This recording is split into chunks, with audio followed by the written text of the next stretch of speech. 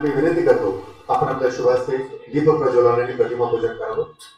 शिक्षण मंत्री डॉक्टर बापूजी साळुंखे आणि युवकांचे प्रेरणास्थान स्वामी विवेकानंद यांच्या प्रतिमांचं पूजन मान्यवरांच्या शुभास्ते या ठिकाणी संपन्न होत आहे.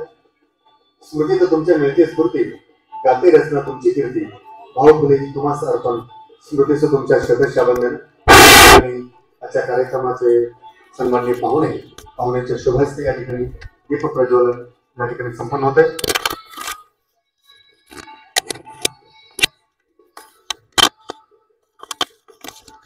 आजच्या या कार्यक्रमाला अध्यक्ष म्हणून लाभलेले श्री स्वामी विवेकानंद शिक्षण संस्थेचे अर्थसचिव आणि पद्मभूषण डॉक्टर वसंतराव दादा पाटील महाविद्यालयाचे सन्माननीय प्राचार्य डॉक्टर मिलिंद दुसरे सर. आजच्या कार्यक्रमाचे प्रमुख पाहुणे सन्माननीय पृथ्वीराज पाटील सर. खरं तर तासगावच्या वैभवामध्ये ज्यांनी भर टाकली, हे नाट्यगृह ज्यांनी सुरू केलं, तासगावमध्ये ज्या काही भौगोलिक सुविधा बऱ्याचशा केलेल्या आहेत त्या सन्माननीय पृथ्वीराज पाटील साहेब यांच्या प्रयत्नातून झालेल्या आहेत. आजच्या या कार्यक्रमाला प्रमुख वक्ते म्हणून उपस्थित असलेले सन्माननीय सारिका पाटील मॅडम. खरं तर 10वी-12वी नंतर पुढे काय करायचं, प्रत्येक पालकांची इच्छा असते आपल्या मुलाचं भवितव्य उत्तम व्हावं. परंतु सध्या आई वडील घाबरलेले आहेत, गोंधळलेले आहेत, किंबहुना त्यांच्या मनामध्ये एक संभ्रम आहे. करिअरचे असंख्य वाटा असून सुद्धा आपल्या मुलाच्या क्षमतेप्रमाणे खूप चांगली क्षेत्र असून सुद्धा पालकांपर्यंत ती पोहोचत नाही, मुलांना त्याची माहिती मिळत नाही आणि घरात याविषयी चर्चा होत नाही. याच उद्देशानं जे मार्गदर्शन मिळतं ते तकलाद असतं. विद्यार्थ्यांमधला संभ्रम तसाच राहतो आणि पारंपरिक पद्धतीनं पुन्हा एकदा त्याच वाटेनं शिक्षण घेतलं जातं, जशी ती अवस्था होते. आणि म्हणूनच या कार्यक्रमाचं आयोजन आमच्या या महाविद्यालयाच्या वतीनं करण्यात आलेलं आहे. पद्मभूषण डॉक्टर वसंतराव दादा पाटील महाविद्यालय आणि तासगाव नगर परिषद यांच्या संयुक्त विद्यमानं या कार्यक्रमाचं आपण आयोजन केलेलं आहे. मी सर्व मान्यवरांच्या शुभास्ते या ठिकाणी आपण प्रतिमा पूजन संपन्न केलेलं आहे. आपण या कार्यक्रमाची सुरुवात संस्थेच्या प्रार्थनेने करतोय. शिक्षण वर्षी डॉक्टर बापूजी साळुंखे यांच्या लेखणीतून उतरलेली आणि सर्वधर्म संभावाचे प्रतीक असलेली संस्थेची प्रार्थना, या प्रार्थनेने आपण सुरुवात करतोय. प्रार्थना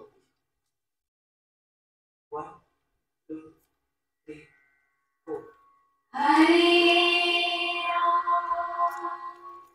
हरे राम राम हरे हरे हरे कृष्ण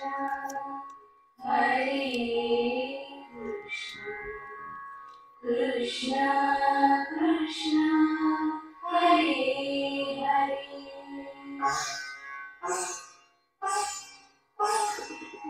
राम कृष्ण रहीमतिस्त दुष्ट महावीर मानव संता मानव्याचे दीपस्तंभ दीन होऊन त्याचे खंडूया चरण सत्यशील प्रामाणिकता त्याग पिळवणुकीच आळा त्याचे अधिष्ठान ईश तत्वदर्शन ज्ञानचे ज्ञाननी विज्ञान हाच सुसंस्कार विवेकाच्या आनंदाचा लाभ शिक्षणात. हरे राम राम राम हरे हरे हरे कृष्ण कृष्ण कृष्ण हरे हरे. अग्नेय सुपथाराय रस्मान् विश्वानि देव वयुनानि विद्वान् युयोधस्मच्चुपुराणमेनो भूरिष्ठान्तेन उक्तिं विधेम. ओम शांति शांति शांति. धन्यवाद. यानंतर या कार्यक्रमाचा प्रास्ताविक व पाहुण्यांचा अल्पपरिचय करून देण्यासाठी मी निमंत्रित करतोय विज्ञान विभागाचे प्रमुख प्राध्यापक बी डी पाटील सर यांना.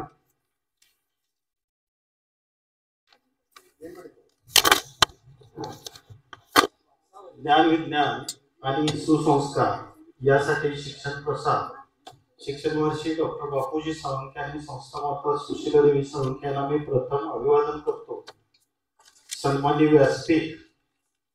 व्यासपीठावरती उपस्थित असलेले प्रमुख पाहुणे मान्य पृथ्वीराज पाटील, मुख्याधिकारी तथा प्रशासक तासगाव नगर परिषद, आजच्या कार्यक्रमासाठी आपण लाभलेले प्रमुख वक्ते सौ सारिका पतंगराव पाटील, करिअर मार्गदर्शक बारामती व पुणे, आजच्या कार्यक्रमाचे अध्यक्ष आमच्या कॉलेजचे प्राचार्य मान्य डॉक्टर मिलिंद हुजरे सर, अर्थ सहसचिव श्री स्वामी विवेकानंद शिक्षण संस्था कोल्हापूर आणि प्राचार्य पीडीयूपी कॉलेज तासगाव, आजच्या कार्यक्रमासाठी व्यासपीठावर उपस्थित असलेले प्राध्यापक S D Patil sir, junior विभाग प्रमुख प्राध्यापक आर डी पाटील सर, प्राध्यापक प्रभाकर पाटील सर, प्राध्यापिका अरुणा सुतार मॅडम, प्राध्यापक डी एन पाटील सर आणि सूत्रसंचालक ज्यांच्याकडे आहे ते प्राध्यापक अण्णासाहेब बागर, माझ्या समोर बसलेले आमच्या कॉलेजमधील सर्व ज्युनियरचे आणि सिनियरचे प्राध्यापक प्राध्यापिका आणि ज्यांच्यासाठी हा कार्यक्रम आपण आयोजित केला ते माझे सर्व विद्यार्थी, पालक, नॉन टीचिंग कर्मचारी. आज हा कार्यक्रम घेण्याचा उद्देश की 10वी नंतर आणि 12वी नंतर बऱ्याच करिअरच्या संधी असतात आणि कॉलेजवरती असाच कार्यक्रम आयोजित केला होता. प्रचंड रिस्पॉन्स होता. मान्य प्राचार्यांच्या मार्गदर्शनाखाली आपल्या तासगाव तालुक्यात जेवढ्या शाळा आहेत त्या सर्वांना याचं मार्गदर्शन व्हावं यासाठी आपण सर्वांसाठी हा मोफत करिअर मार्गदर्शन आपण घेतलेलं आहे. त्याचबरोबर आपण 10वी झाल्यानंतर काही विद्यार्थी फ्री असतात आणि बराच काळ 1 महिना 2 महिने त्यांना सुट्टी असते, अभ्यासापासून ते अलिप्त राहतात. त्यासाठी आपण फाउंडेशन कोर्स हा 20 मार्च ते 30 मार्च हा मोफत फाउंडेशन कोर्स महाविद्यालयामार्फत हा आयोजित केलेला आहे. त्यासाठी आपण लिंक वगैरे पाठवलेली आहे किंवा आपण ज्या पॅम्पलेट आहे त्याच्यावरती आपण QR कोड स्कॅन करून आपण त्या कोर्सेसला जॉईन व्हायचं आहे. आता मी आपल्या समोर जे उभा आहे ते प्रमुख पाहुण्यांची ओळख करून देण्यासाठी आजचे जे प्रमुख पाहुणे आहेत ते पृथ्वीराज अरुण माने पाटील सर, प्रशासक तथा मुख्याधिकारी तासगाव नगर परिषद, मुक्काम पोस्ट सावर्डे, तालुका तासगाव, जिल्हा सांगली. त्यांचं शिक्षण 1ली ते 5वी पर्यंतचं शिक्षण मूळ गावी म्हणजे सावर्डे येथे झालं. 6वी ते 12वी पर्यंतचं शिक्षण नवोदय विद्यालय पलूस या ठिकाणी झाले. त्यानंतर वालचंद कॉलेजला त्यांनी इंजिनिअरिंगला प्रवेश घेतला. 2011 मध्ये ते BE civil engineer pass out झाले. ते 2003 ते 2005 या कालावधीत खो खो नॅशनल प्लेयर त्या टीम मधून नॅशनल प्लेयर आहेत. 2015 साली MPSC परीक्षा पास झाले आणि त्यांची मुख्याधिकारीपदी निवड झाली. असा त्यांचा हा शैक्षणिक प्रवास आहे. आतापर्यंत त्यांनी विविध ठिकाणी म्हणजे कार्य केलेलं आहे, कार्यरत आहे. माळशिरस नगरपंचायत जिल्हा सोलापूर येथे मुख्याधिकारी या पदावर दिनांक 16/8/2016 ते 18/9/2017 पर्यंत ते कार्यरत होते.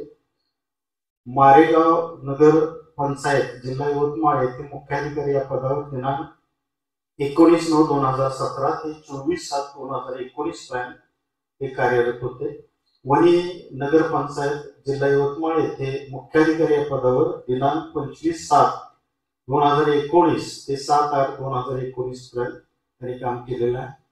घाटंजी नगर पंचायत जिल्हा यवतमाळ येथे मुख्याधिकारी या पदावर दिनांक 8/8/2019 ते 19/8/2020 पर्यंत ते कार्यरत होते.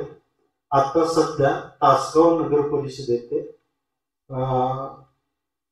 ते मुख्याधिकारी आणि तथा प्रशासक या पदावरती दिनांक 12/8/2020 पासून साधारणतः कोरोनाचा काळ होता त्या काळात हे साहेब हजर झाले. तासगाव मध्ये आल्यानंतर त्यांनी कामाचा जोरात असा सपाटा लावला. नवीन म्हणजे नगरपालिका जी आता इमारत झालेली आहे प्रशस्त त्या इमारतीचं काम त्यांनी केलं. सुसज्ज हॉस्पिटल या तासगाव नगरीमध्ये त्यांनी काढून तासगाव नगरीतील जी लोक आहेत नागरिक आहेत त्यांच्या आरोग्याची त्यांनी काळजी घेतलेली आहे. नगरपालिकेच्या काही शाळा आहेत या शाळांना ऊर्जित रूप हे साहेबांच्या माध्यमातून आलेलं आहे. नगरपालिकेमार्फत जे काही रस्ते केले जातात, पाणी सुविधा, काही गार्डन, स्वच्छता किंवा पर्यावरणाचा समतोल या सर्व गोष्टी त्यांनी व्यवस्थितपणे राखलेल्या आहेत. हे नाट्यगृह मी सुद्धा तासगाव मध्येच राहतो, पूर्वी बंद होतं. साहेब आल्यानंतर हे सुरू झालं आणि साने गुरुजी व्याख्यानमालाही सुरू झाली, पूर्वी बंद झाली होती. आणि विविध नाटकं या तासगाव महोत्सवाच्या मार्फत हे साहेबांच्या मार्गदर्शनाखाली हे सुरू झालेले आहे. त्यामुळे जे कलारसिक प्रेमी आहेत त्या लोकांना मनोरंजनाच्या सुविधा जे आहेत ते साहेबांनी उपलब्ध करून दिलेले. आणि तासगाव नागरिकाच्या वतीनं एक आयडियल पर्सनॅलिटी म्हणून मुख्याधिकारी साहेबांच्याकडे पाहिलं जातं. कोणतंही काम असू दे, तुम्ही गेला, मुळात ते तासगाव तालुक्यातील आहे, सावर्ड्याचे आहे, कुठलंही काम गेल्यानंतर होत नाही असं होत नाहीच. ही सगळी कामं व्यवस्थितपणे होतात आणि असे मुख्याधिकारी तासगावला लाभले त्याबद्दल मी साहेबांना धन्यवाद देतो. दुसरे पाहुणे जे आहेत ते आपल्याला ते प्रमुख वक्ते म्हणून आपण सेंटर फॉर करिअर काउन्सिलिंग साठी ॲडव्होकेट सारिका पतंगराव पाटील या उपस्थित आहेत. त्यांचं मूळ गाव म्हणजे माहेर हे ढवळी आहे. दोन्ही पाहुणे तासगावातलेच आहेत, आपल्या घरचे मेंबर्स आहेत. त्यांची ओळख करून देताना मला खूप आनंद होतो. सारिका पाटील यांचं प्राथमिक आणि माध्यमिक शिक्षण ढवळीलाच झालं.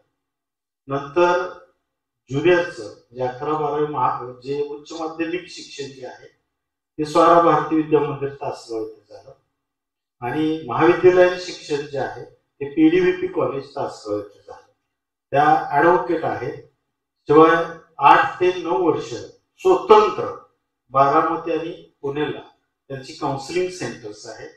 त्यांना अध्यक्ष सेंटर फॉर करिअर काउन्सिलिंग असल्यामुळं त्यांना राज्यस्तरीय महाराष्ट्ररत्न पुरस्काराने सन्मानित केलेलं आहे.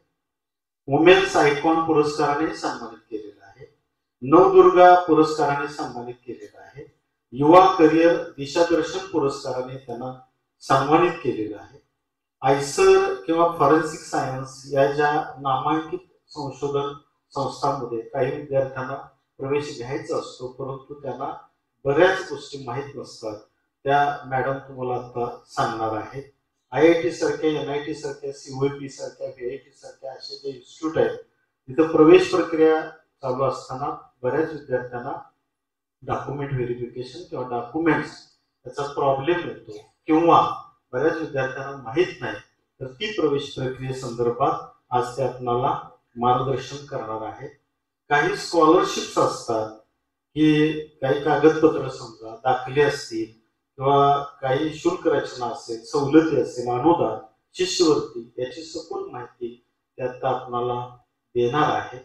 आणि जे ग्रामीण भागातील विद्यार्थी आहेत त्यांना माहीत नसतं की शिक्षण हे थोडक्यात कसं आहे, जे हुशार असतात, टॅलेंटेड असतात, त्यांना पैशाची फारशी गरज नाही. शासनाने काही सुविधा केलेल्या आहेत परंतु त्या कशा आपण प्राप्त करू. युक्रेन सारख्या शहरामध्ये आपली मुलं आहेत, रशियाला आहेत, जॉर्जियाला आहेत, फिलिपाईन्सला आहेत, तर त्यांना त्या सवलती शासनाकडून कशा मिळवायच्या मॅडम तुम्हाला या त्यांच्या भाषणात सांगणार आहेत. एवढं बोलून मी माझं प्रास्ताविक मनोगत संपवतो. जय हिंद, जय महाराष्ट्र. धन्यवाद सर. या भूमीवर काळ्या फुलांना परिमळ उधळा का सागर सरिता जलधारांनो इथे टेकवा माता या ठिकाणी संपन्न होतोय मान्यवरांच्या स्वागताचा सोहळा. आजच्या कार्यक्रमाला प्रमुख पाहुणे म्हणून उपस्थित असलेले तासगाव नगरीचे मुख्याधिकारी तथा प्रशासक सन्माननीय पृथ्वीराज पाटील साहेब यांचं स्वागत महाविद्यालयाचे सन्माननीय प्राचार्य डॉक्टर मिलिंद उजरे सर यांनी करावं असं मी त्यांना विनंती करतो. उजरे सरांच्या शुभास्ते या ठिकाणी मुख्याधिकारी साहेबांचं स्वागत होतंय. यानंतर आजच्या कार्यक्रमाला प्रमुख वक्त्या म्हणून लाभलेल्या सन्माननीय सौ सारिका पाटील मॅडम यांचंही स्वागत साहेबांनी करावं असं मी त्यांना विनंती करतो. महाविद्यालयाचे प्राचार्य डॉक्टर मिलिंद उजरे सर यांच्या शुभास्ते या ठिकाणी मॅडमचं स्वागत होतंय. आजच्या कार्यक्रमाला अध्यक्ष म्हणून लाभलेले स्वामी विवेकानंद शिक्षण संस्थेचे अर्थसचिव आणि पद्मभूषण डॉक्टर वसंतराव दादा पाटील महाविद्यालयाचे सन्माननीय प्राचार्य डॉक्टर मिलिंद उजरे सर यांचं स्वागत एस डी पाटील सर यांनी करावं असं मी त्यांना विनंती करतो. ज्युनियर प्रमुख एस डी पाटील सरांच्या शुभास्ते हा स्वागत समारंभ संपन्न होतोय. व्यासपीठावर उपस्थित असलेल्या सर्वच मान्यवरांचं मी शब्दसन्मानाने स्वागत करतो आणि हा स्वागत सोहळा संपला. यानंतर एक ब्रिज कोर्स एक पुस्तिकेचं अनावरण मान्यवरांच्या शुभास्ते संपन्न होतंय. एक 12वी 10वी नंतरच्या विद्यार्थ्यांचा आपण फाउंडेशन कोर्स सुरू करतोय आणि त्या फाउंडेशन कोर्सच्या संदर्भात एक ब्रिज कोर्स आपण 20 ते 30 मार्च 2025 दरम्यान आपण आयोजित करतोय. त्या पुस्तिकेचं प्रकाशन आजच्या कार्यक्रमाचे प्रमुख पाहुणे माननीय पृथ्वीराज पाटील साहेब यांच्या शुभास्ते या ठिकाणी संपन्न होतोय. पाठीमागचं बघा माहिती काय काय केलं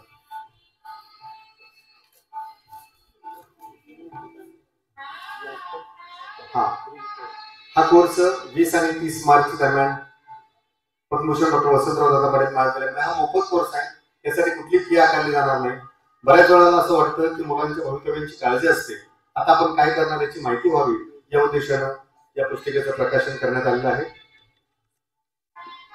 सर्व मान्यवरांच्या उपस्थितीमध्ये मी सर्वांना विनंती करतो आपण स्थानापन्न व्हावं. त्यानंतर आजच्या कार्यक्रमाचे प्रमुख पाहुणे सन्माननीय पृथ्वीराज पाटील साहेब यांना मी विनंती करतो की आपण या निमित्तानं आपलं मनोगत व्यक्त करावं.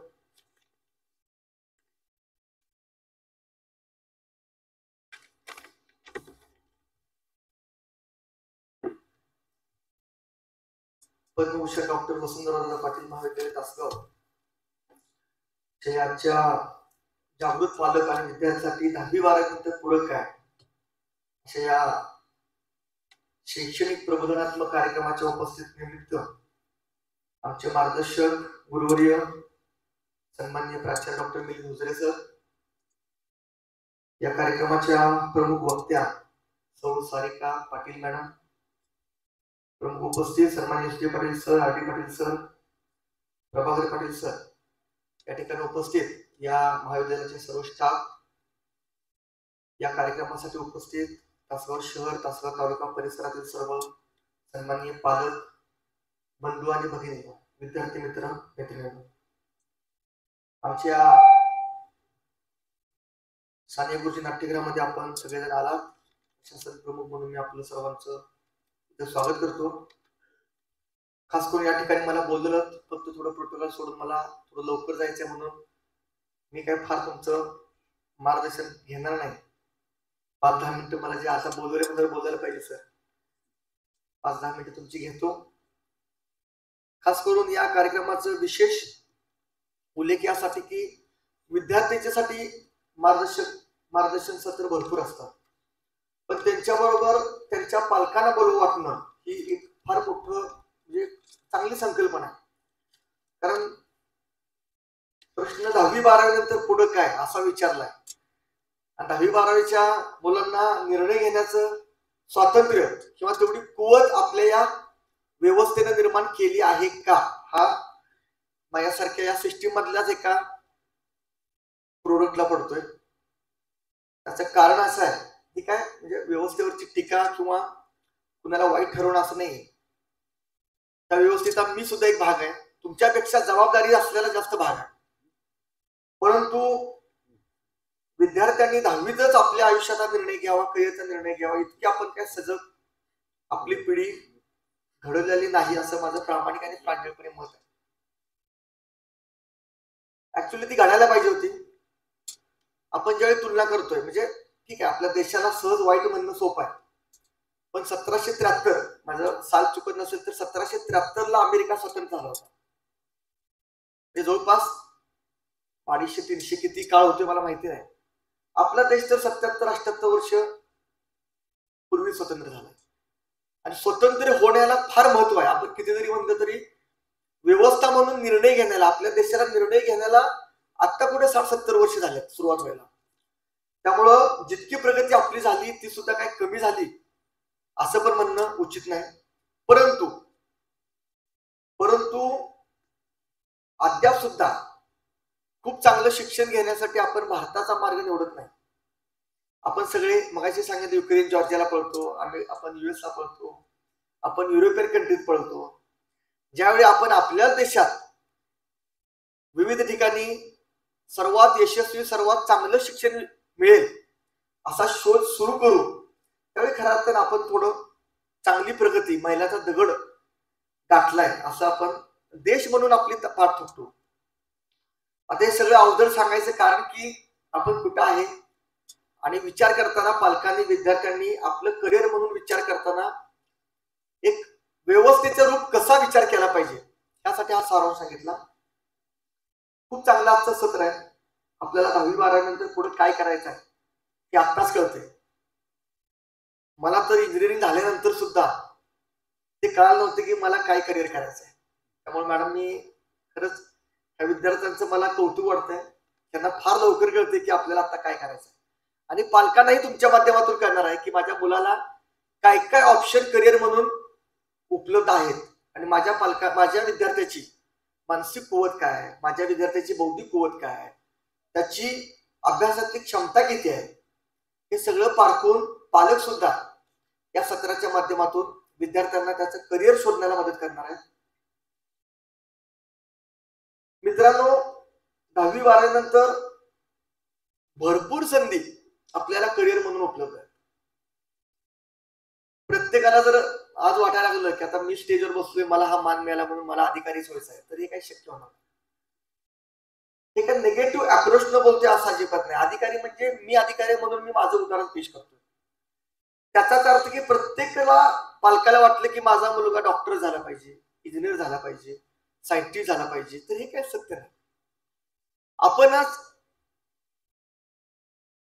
ह्याचा अर्थ काय मी मगाशी सांगितलं मी निगेटिव्ह होतोय अजिबात नाही. पण स्पर्धेचं जग आहे. उदाहरण माझंच घ्या. मी मगाशी म्हणलं की मला इंजिनियर झाल्यानंतर वालचंदमध्ये म्हणजे आपण माझं शिक्षण जर बघितलं तर 5वी पर्यंत जिल्हा परिषद शाळा सावर्डे, 6वी ते 12वी नवोदय म्हणजे 5वी पर्यंत मला जिल्हा परिषदेनं सांभाळलं, 6वी ते 12वी नवोदय म्हणजे केंद्र सरकारनं सांभाळलं आणि परत गव्हर्नमेंट स्टेट गव्हर्नमेंटचं वालचंद कॉलेजनं मला 4 वर्ष सांभाळलं आणि आता आयुष्यभर मला राज्य शासन अधिकारी म्हणून सांभाळलं. म्हणजे भांडवल आहे मी राज्य शासनाच्या किंवा शासनाच्या झाडावरचा मी भांडवल आहे लक्षात. आणि ते भांडवल जर तुमच्यातला प्रत्येक विद्यार्थी झाला तर त्याच्यासारखं हित काही नाही. प्रत्येकाला जर शासकीय शाळेमध्ये शिकायला मिळालं, शासकीय नोकरी लागली तर त्याच्यासारखी हितवही दुसरी गोष्ट नाही. परंतु ते आजच्या जगात अशक्य आहे. माझं उदाहरण का तर एक कॉम्पिटिशनसाठी उदाहरण घेऊया. मी ज्यावेळी राज्यसेवेची परीक्षा दिली 2015 मध्ये त्यावेळी माझ्या राज्यसेवेच्या परीक्षेला मुलं बसली होती गुजरे सर 5 लाख मुलं राज्यातून बसली होती आणि मुलं निवडायची होती 250-300 मुलं महाराष्ट्रात निवडायची होती. म्हणजे 2000 अभ्यास करणाऱ्या विद्यार्थ्यांच्यातून एक विद्यार्थी निवडायचा. 2000 विद्यार्थ्यांच्यातून एक विद्यार्थी निवडून इथं तुमच्या समोर प्रमुख पाहुणे म्हणून बसायचा होता. हे सगळं सांगायचा उद्देश मी किती छान आहे, मी किती हुशार आहे, मी किती स्पर्धेत आलोय असं नाही तर स्पर्धा किती मोठी आहे. इथं बसला, इथं आज विद्यार्थी संख्या आल्यात 50ची, स्पर्धा तुमची 50 लोकांच्या बरोबर आहे का तर नाही. हे जग, ही शिक्षण प्रणाली, ही व्यवस्था इतकी बलाढ्य नावाढव्य झाली की सगळं कनेक्टिंग आहे. तुम्हाला प्रत्येक ठिकाणी कुणाबरोबर तर युद्ध खेळायचं आहे, बौद्धिक युद्ध खेळायचं आहे, त्या युद्धात जिंकायचं आहे, टिकायचं आहे आणि मग विजय मिळवून आपल्याला पुढे जायचं आहे. त्यामुळं मी पालकांना खास करून सांगतो की आपल्या विद्यार्थ्याची बौद्धिक क्षमता पारखूनच आपण आपल्या विद्यार्थ्याला मार्गदर्शन करा. कुणाला वाटत नाही, मला वाटत नाही माझी मुलगी झाली, मला वाटत नाही का माझी मुलगी IIT मध्ये जावी, माझी मुलगी IIM मध्ये जावी, कुणाला वाटत नाही. पण सर्वार्थानं त्या विद्यार्थ्यांशी आपण केलेला तो अन्याय असेल जर त्याचं करिअर फेल्युअर झालं याचा अर्थ स्वप्न बघायचं नाही असं काय आहे का? तर अजिबात नाही. पण माझं ठाम मत आहे की ते परिंदा वगैरे उडते वगैरे म्हणणं सोपं आहे, पण 100% आवाक्यातलं स्वप्न बघा. ह्याचा अर्थ कुठलंही स्वप्न अशक्य अजिबात नाही. या नाट्यगृहात बसलेला कुठलाही व्यक्ती माझ्यापेक्षा कितीही मोठा अधिकारी, कुजरे सरांच्या पेक्षा किती जर मोठ्या शिक्षण क्षेत्रातल्या मोठ्या पदावर होऊ शकता. IIM, IIT, एम्स वेगवेगळ्या सेक्टरमध्ये आपण मोठा होऊ शकता. खाजगी जे आपले सॉफ्टवेअर कंपन्या मोठ्या त्याचे CEO तुम्ही होऊ शकता. किंवा जर फार सायन्समध्ये इंटरेस्ट आहे विज्ञानात, तर अगदी यानात बसून सुनीता विल्यम्स, कल्पना चावलासारखा आपण गगन भरायला घेऊ शकता. अजिबात स्वप्न बघायला माझी म्हणजे मी तुम्हाला आडकाठी आणत नाहीये, पण माझं असं ठाम मत आहे स्वप्न बघताना अवश्य असे स्वप्न बघा की जगापेक्षा ते वेगळं असावं, परंतु स्वप्नाला फक्त तुमच्या स्वप्नाची जोड नको आहे. स्वप्नाला तुमच्या कष्टाची जोड पाहिजे, कष्टातल्या सातत्याची जोड पाहिजे. कष्ट, सातत्य आणि यशात मिळणारा कुठलाही यश एवढं सोपं नाही. त्यासाठी संयमाची गरज आहे. जिद्द पाहिजे तुमच्यात, कष्ट पाहिजे, कष्टातलं सातत्य पाहिजे आणि संयम पाहिजे. हे सगळे शब्द अवघड आहेत, म्हणजे मी सांगतोय मला समजतं असं बोरिंग शब्द आहेत. कष्ट, जिद्द, सातत्य, संयम. पण थोडं खोलवर गेल्यावर त्याचा गर्भित अर्थ आपल्याला कळेल. म्हणजे मला चांगलं आठवते आम्ही कॉम्पिटिशन मध्ये ज्यावेळी होतो त्यावेळी माझ्या बरोबर IIT अगदी टॉपर, म्हणजे मी वालचंदला शिकलोय पण IIT ही आमच्यापेक्षा पुढची फॅकल्टी आहे. IITचे विद्यार्थी असायचे, अतिशय ब्रिलियंट विद्यार्थी, आमच्यापेक्षाही पुढचे. पण स्वतःला फक्त मी बुद्धिवान आहे म्हणून आमच्या या स्पर्धेत कोण टिकले नाही. त्याला बुद्धीबरोबर कष्टही पाहिजे, कष्टाबरोबर त्या कष्टातलं सातत्य पाहिजे आणि मला यशाला थोडा पुढे मागे वेळ लागला तर कुठे संयम पाहिजे. तर ही चौसूत्र आपण जर ही चतुर्सूत्री वापरली तर निश्चितपणे तुम्ही बघितलेल्या प्रत्येक स्वप्नाला पूर्ण होण्यास जराही विलंब लागणार नाही. करिअरच्या असंख्य वाटा आहेत.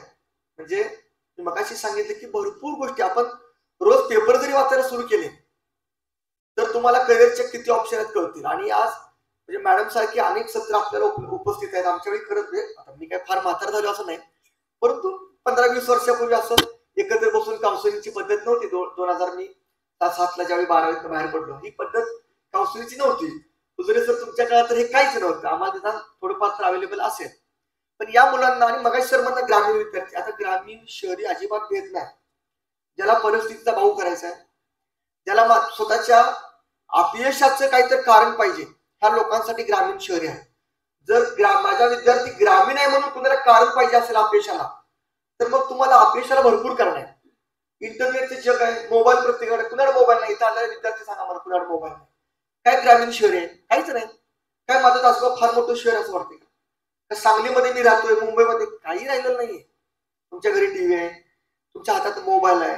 ज्याच्या हातात मोबाईल आला तो व्यक्ती शहरी झालाय. तुम्ही जे युट्यूब बघताय गावी चिरचिरीमध्ये बस्तवडे बलगडेमध्ये राहून तेच युट्यूब अमेरिकेत सॅन फ्रान्सिस्को किंवा न्यूयॉर्क मधले लोक बघतात. तुम्ही जे फेसबुक वापरतात तेच फेसबुक ते वापरतात. आता फेसबुक आणि युट्यूब सोडून तुम्ही काय बघतच नाही दुसरे सगळेजण. आपण उद्देश माझा सांगायचा इतकाच आहे की ग्रामीण शहरी हे पालकांनी जर आपल्याला कारण अपयशाला विद्यार्थ्याला पाहिजे असेल तर ग्रामीण शहरी हे कारण द्या. मी अगदी चांगल्या उद्देशानं हे सांगतो. अजिबात ग्रामीण शहरी काय राहिलेलं नाहीये. विद्यार्थ्यांना ग्रामीण शहरी मुभा म्हणजे नको तिथे दया आणू नका आपल्या विद्यार्थ्यांची. परिस्थितीची ठीक आहे, परिस्थिती पण कारण होऊ शकत नाही. आता खरोखर आमच्या वेळी, आता माझी परिस्थिती खूप चांगली होती, म्हणजे अजूनही आहे, अगोदर पहिलीही चांगली होती, पण आमच्या वेळी तो ट्रेंडच होता की फाटकी पुस्तक वाचल्यावर यश मिळते असं वाटायचं. आम्ही ते वाण्या दांडेकर नवोदयचं पुस्तक, स्कॉलरशिपचं, हे फाटकी पुस्तक म्हणजे मागच्या ज्याचा नंबर आला त्याचं पुस्तक घेतलं म्हणजे वाटायचं की त्याच्या अंडरलाईन केलेलं वाचलं की आपल्याला जास्त कळेल. तो ट्रेंड होता. आता तुम्हाला प्रत्येक वर्षी शैक्षणिक सत्रात नवीन पुस्तक मिळतात. एवढं कॉलेज आपलं सजग आहे. माझं एक स्वप्न होतं, मी मागच सरांना बोललो होतो, तुमच्या कॉलेजमध्ये शिकायचं माझं स्वप्न होतं, पण ते पूर्ण झालं नाही. मी वालचंदला गेलो, खरंच स्वप्न होतं. असो, सांगायचा उद्देश म्हणजे मी अगदी गडबडीत जाणार होतो, पण थोडं लोक दिसली, मला थोडं बोलू वाटलं. पण पालकांनी हे सत्र ऐका. विद्यार्थ्यांच्या पेक्षा पालकांसाठी हे सत्र खूप महत्वाचं आहे. विविध म्हणजे आपल्यासाठी करिअरच्या विविध वाटा आहेत. अगदी गृहिणी या सत्रातून मॅडम तुम्ही एखादी गृहिणी सुद्धा घडवा, एखादी चांगली गृहिणी घडवणं यात वाईट काही नाही. म्हणजे माझं असं प्रामाणिक मत आहे, होऊ शकतं. म्हणजे माझ्या बरोबरची जी 10वीतली मुलगी, नाव मी सांगणार नाही, जी रँकर होती, म्हणजे माझा 10वा-12वा रँक असेल 10वीला, जी टॉपर होती ती मुलगी आज घरी आहे. येऊ शकते एखादी, कुणावर काय कशी वेळ येईल, काही वेगळी कारणं असतील, तर घरी राहून सुद्धा तिनं इतकं जबरदस्त तिचं स्वतःचं करिअर घडवलं, अजिबात घरातनं बाहेर नाही, इतकं सुंदर करिअर घडवलं. म्हणजे ज्याला यश मिळवायचं आहे, ज्याला करिअर घडवायचं आहे, त्याला कुठलंही कारण आजच्या जगात तुम्ही लावू शकत नाही. परिस्थितीचं नाही, ग्रामीण शहरी भेदाचं नाही, बुद्धी आहे बुद्धी कमी आहे असं काहीही कारण तुम्ही लावू शकत नाही. त्यामुळं विद्यार्थी मित्र आणि मैत्रिणींनो, आपण सगळ्यांनी आजचा हा लेक्चर खरंच मनापासून वाचा. आमच्या काळचे प्रश्न काय होते? नोकरी मिळेल काय? आजचे प्रश्न आहेत मुलगी मिळेल काय? फार मोठा प्रश्न आहे. 10-20% ग्रामीण भागातली मुलं, इथंच फक्त ग्रामीण मी म्हणतोय, ग्रामीण भागात माहित असेल, इथं पालक जर आले असतील तर 10-20% मुलांना मुली मिळत नाही. माझ्या आता चुलत भावानं लिस्ट काढल्या, गावाचं सांगत नाही, 132 जणांची लिस्ट काढल्या गावातली, जी मुलं 32-33 वर्ष क्रॉस झाल्या एका गावातली, सर मी खोटं नाही सांगणार, आणि ज्यांची लग्न झाली नाही, गेली क्रॉस झाली, 35 पार केलं, कोण बघल त्यांचा चेहरा आता 35 नंतर? ही म्हणजे माहिती असू दे मुलांना, आहेत मुली आहेत, सांगायचा उद्देश काय तुम्हाला फक्त लग्नच करायचं म्हणून नाही, मुली आहेत, पण तसं तुमचं जोडा आता तुमच्या तोंडावर कोण जोडा ठरवणार नाहीये. मुलींच्या अपेक्षा तुम्हाला माहिती आहेत काय झाल्या. त्यामुळं तसं पॅकेज, तसं आपल्याला त्या व्यवस्थित राहता आलं पाहिजे, आपल्याला बाहेर पडलं पाहिजे. हा फार मोठा प्रश्न सामाजिक झाला. अजून तुमच्यापर्यंत तुम्ही लांब आहे अजून, त्यासाठी एक उदाहरण दिलं, एक उदाहरण की सामाजिक प्रश्न काय बदलू शकतात. आमच्या नोकरी मिळत नव्हती, कर्ज मिळत नव्हतं, हे प्रश्न होते. शैक्षणिक कर्ज मिळत नव्हतं, उद्योगधंद्याला कर्ज नव्हतं, नोकरी मिळत नव्हती. आज अचानकच तुम्ही निघले की मुली मिळणार. म्हणजे कशी प्रश्न बदलत राहतील, प्रश्नाची कूस कशी बदलेल हे सांगता येत नाही. आता हाय झाला मुलांचं, तसं मुलींचं पण आहे. प्रत्येक मुलाला माझी बायको अधिकार आहे, माझी बायको माझ्यासारखीच अधिकार आहे. प्रत्येक मुलाला वाटतं माझा संसाराचं गाडच मी हाकू शकत नाही, जर माझी जोडीदार पण माझ्या प्रपंचामध्ये, माझ्या संसारात 2 पैसे ती मिळू शकली तरच मी चांगला. आज काय, आता एक क्लास चाललाय, एक दर्जा आहे. प्रत्येकाला हातात अँड्रॉइड मोबाईल पाहिजे, घरात टीव्ही पाहिजे, 2 BHK घर पाहिजे, चांगलं स्वतःचं घर पाहिजे, गाड्यात 4 चाकी गाडी पाहिजे. कुणाला नकोय? कुठल्या मुलीला नकोय माझ्या नवऱ्याने मिळू नये, किंवा कुठल्या मुलाला नकोय की माझ्या बायकोला, माझ्या मुलाला हे मी सुख या गोष्टी मिळवून देऊ नयेत. त्यामुळे या जगात प्रत्येकानं आपल्या जगायची पद्धत निश्चित केली. ती जगायची पद्धत निश्चित करताना प्रत्येकाची कष्ट घ्यायची तयारी आहे. त्या दृष्टीने तयारी तुम्ही आतापासून केला. माझ्यापेक्षा खूप ऍडव्हान्स मध्ये तुम्हाला हे सगळं मिळतंय, म्हणून बीमीच्या डेटापासून हे कळवळा मी तुम्हाला मानतोय. त्यामुळं करिअरच्या मुलींना खूप चांगली करिअरची संधी आहे. आणि इथं ऐकलं इथं सोडून जाऊ नका, इथून गेल्यावरती आत्मसात करा. नाहीतर माझी आई मला काम लावते, आयुष्यभर तेच सांगत बसा मैत्रिणी, मला काम लावलं आहे ना, मला हे कोण तुमचे कारण ऐकायला मोकळं आहे? कोणी नाही. त्यातून तुम्ही यश मिळवा. तुम्ही काय सावित्री फुलेंसारखं तर अंगावर शेण तर घेतलं नाही, दगड गोटे खाल्ले नाहीत मुलींनी, तुम्हाला सगळं ऐकायला मिळाले. त्या काळात मुलींना हे ऐकायला पण मिळत होतं. आज तुम्हाला मस्त घरातल्यांनी सोडले, तुम्ही पुढच्या मध्ये बसून 2-2 तास हे ऐकू शकताय. तर या स्वातंत्र्याचा उपभोग घेताना आपण खरोखर करिअरच्या दिशा निश्चित करा. आजच्या या उद्बोधनातून, आजच्या या मॅडमच्या प्रबोधनातून, माझ्या या 5-10 मिनिटाच्या थोड्याशा तुमच्या मनोरंजनातून जर खरोखर काय बदल झाला, 2-4 विद्यार्थी जरी बदलले, आपलं करिअर कुणी केलं आणि या कार्यक्रमाची आठवण ठेवली, तर निश्चितपणे साने गुरुजी नाट्यगृहात झालेला कार्यक्रम यशस्वी झाला असं मी मानेन. नाहीतर काय, ऐकलोय आम्ही, भाषण केलंय, मॅडम बोलल्यात, सरांनी सांगितले, हुजरे सरांनी, म्हणून तुम्ही गर्दी केली आणि तुम्ही आपापल्या गावी गेलात. तर असं करू नका. प्राण कंठात आणून आजचा कार्यक्रम वाचा, ऐका. आजच्या कार्यक्रमातला प्रत्येक शब्द लक्षात ठेवा आणि त्याच्या दृष्टीनं आपल्या करिअरच्या वाटा निर्माण करा. इतकं सांगतो. तुमचा 10 मिनिटं जागी 15 मिनिटं घेतल्याबद्दल दिलगिरी व्यक्त करतो आणि माझा मनोबल संपवतो. धन्यवाद. धन्यवाद साहेब. खरं तर खूप महत्वाची माहिती आपण सांगितली. खरं तर मी असं म्हणेन की सर, करिअरच्या संधी शोधा असं आपण सांगितलं, त्याचबरोबर हेही सांगायला तुम्ही विसरलं नाही की आपल्या भौतिक क्षमता जशा आहेत त्याप्रमाणे आपण करिअर निवडा.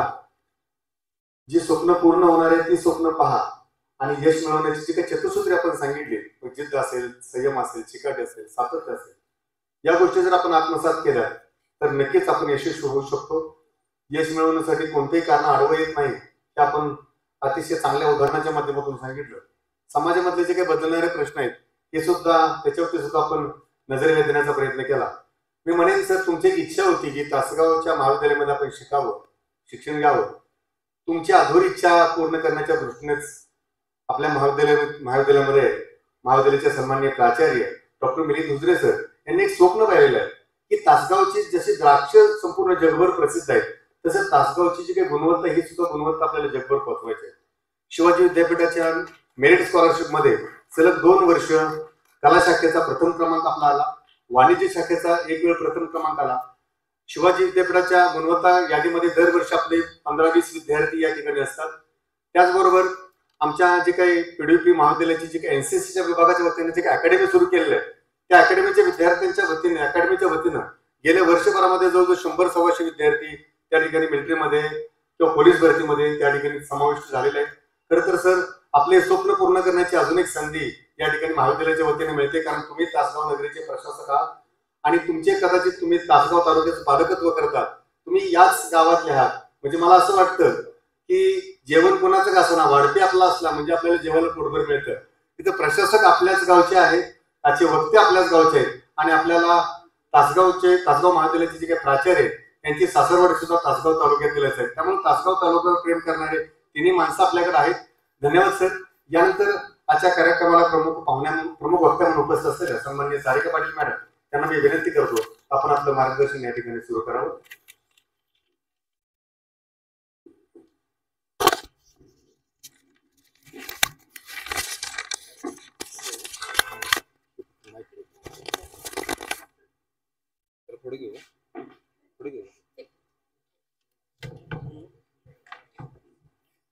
माणुसकी बरोबर जिथं जपली जातात नाती, माणुसकी बरोबर जिथं जपली जातात नाती, अशी आहे आपल्या या तासगाव तालुक्याची माती.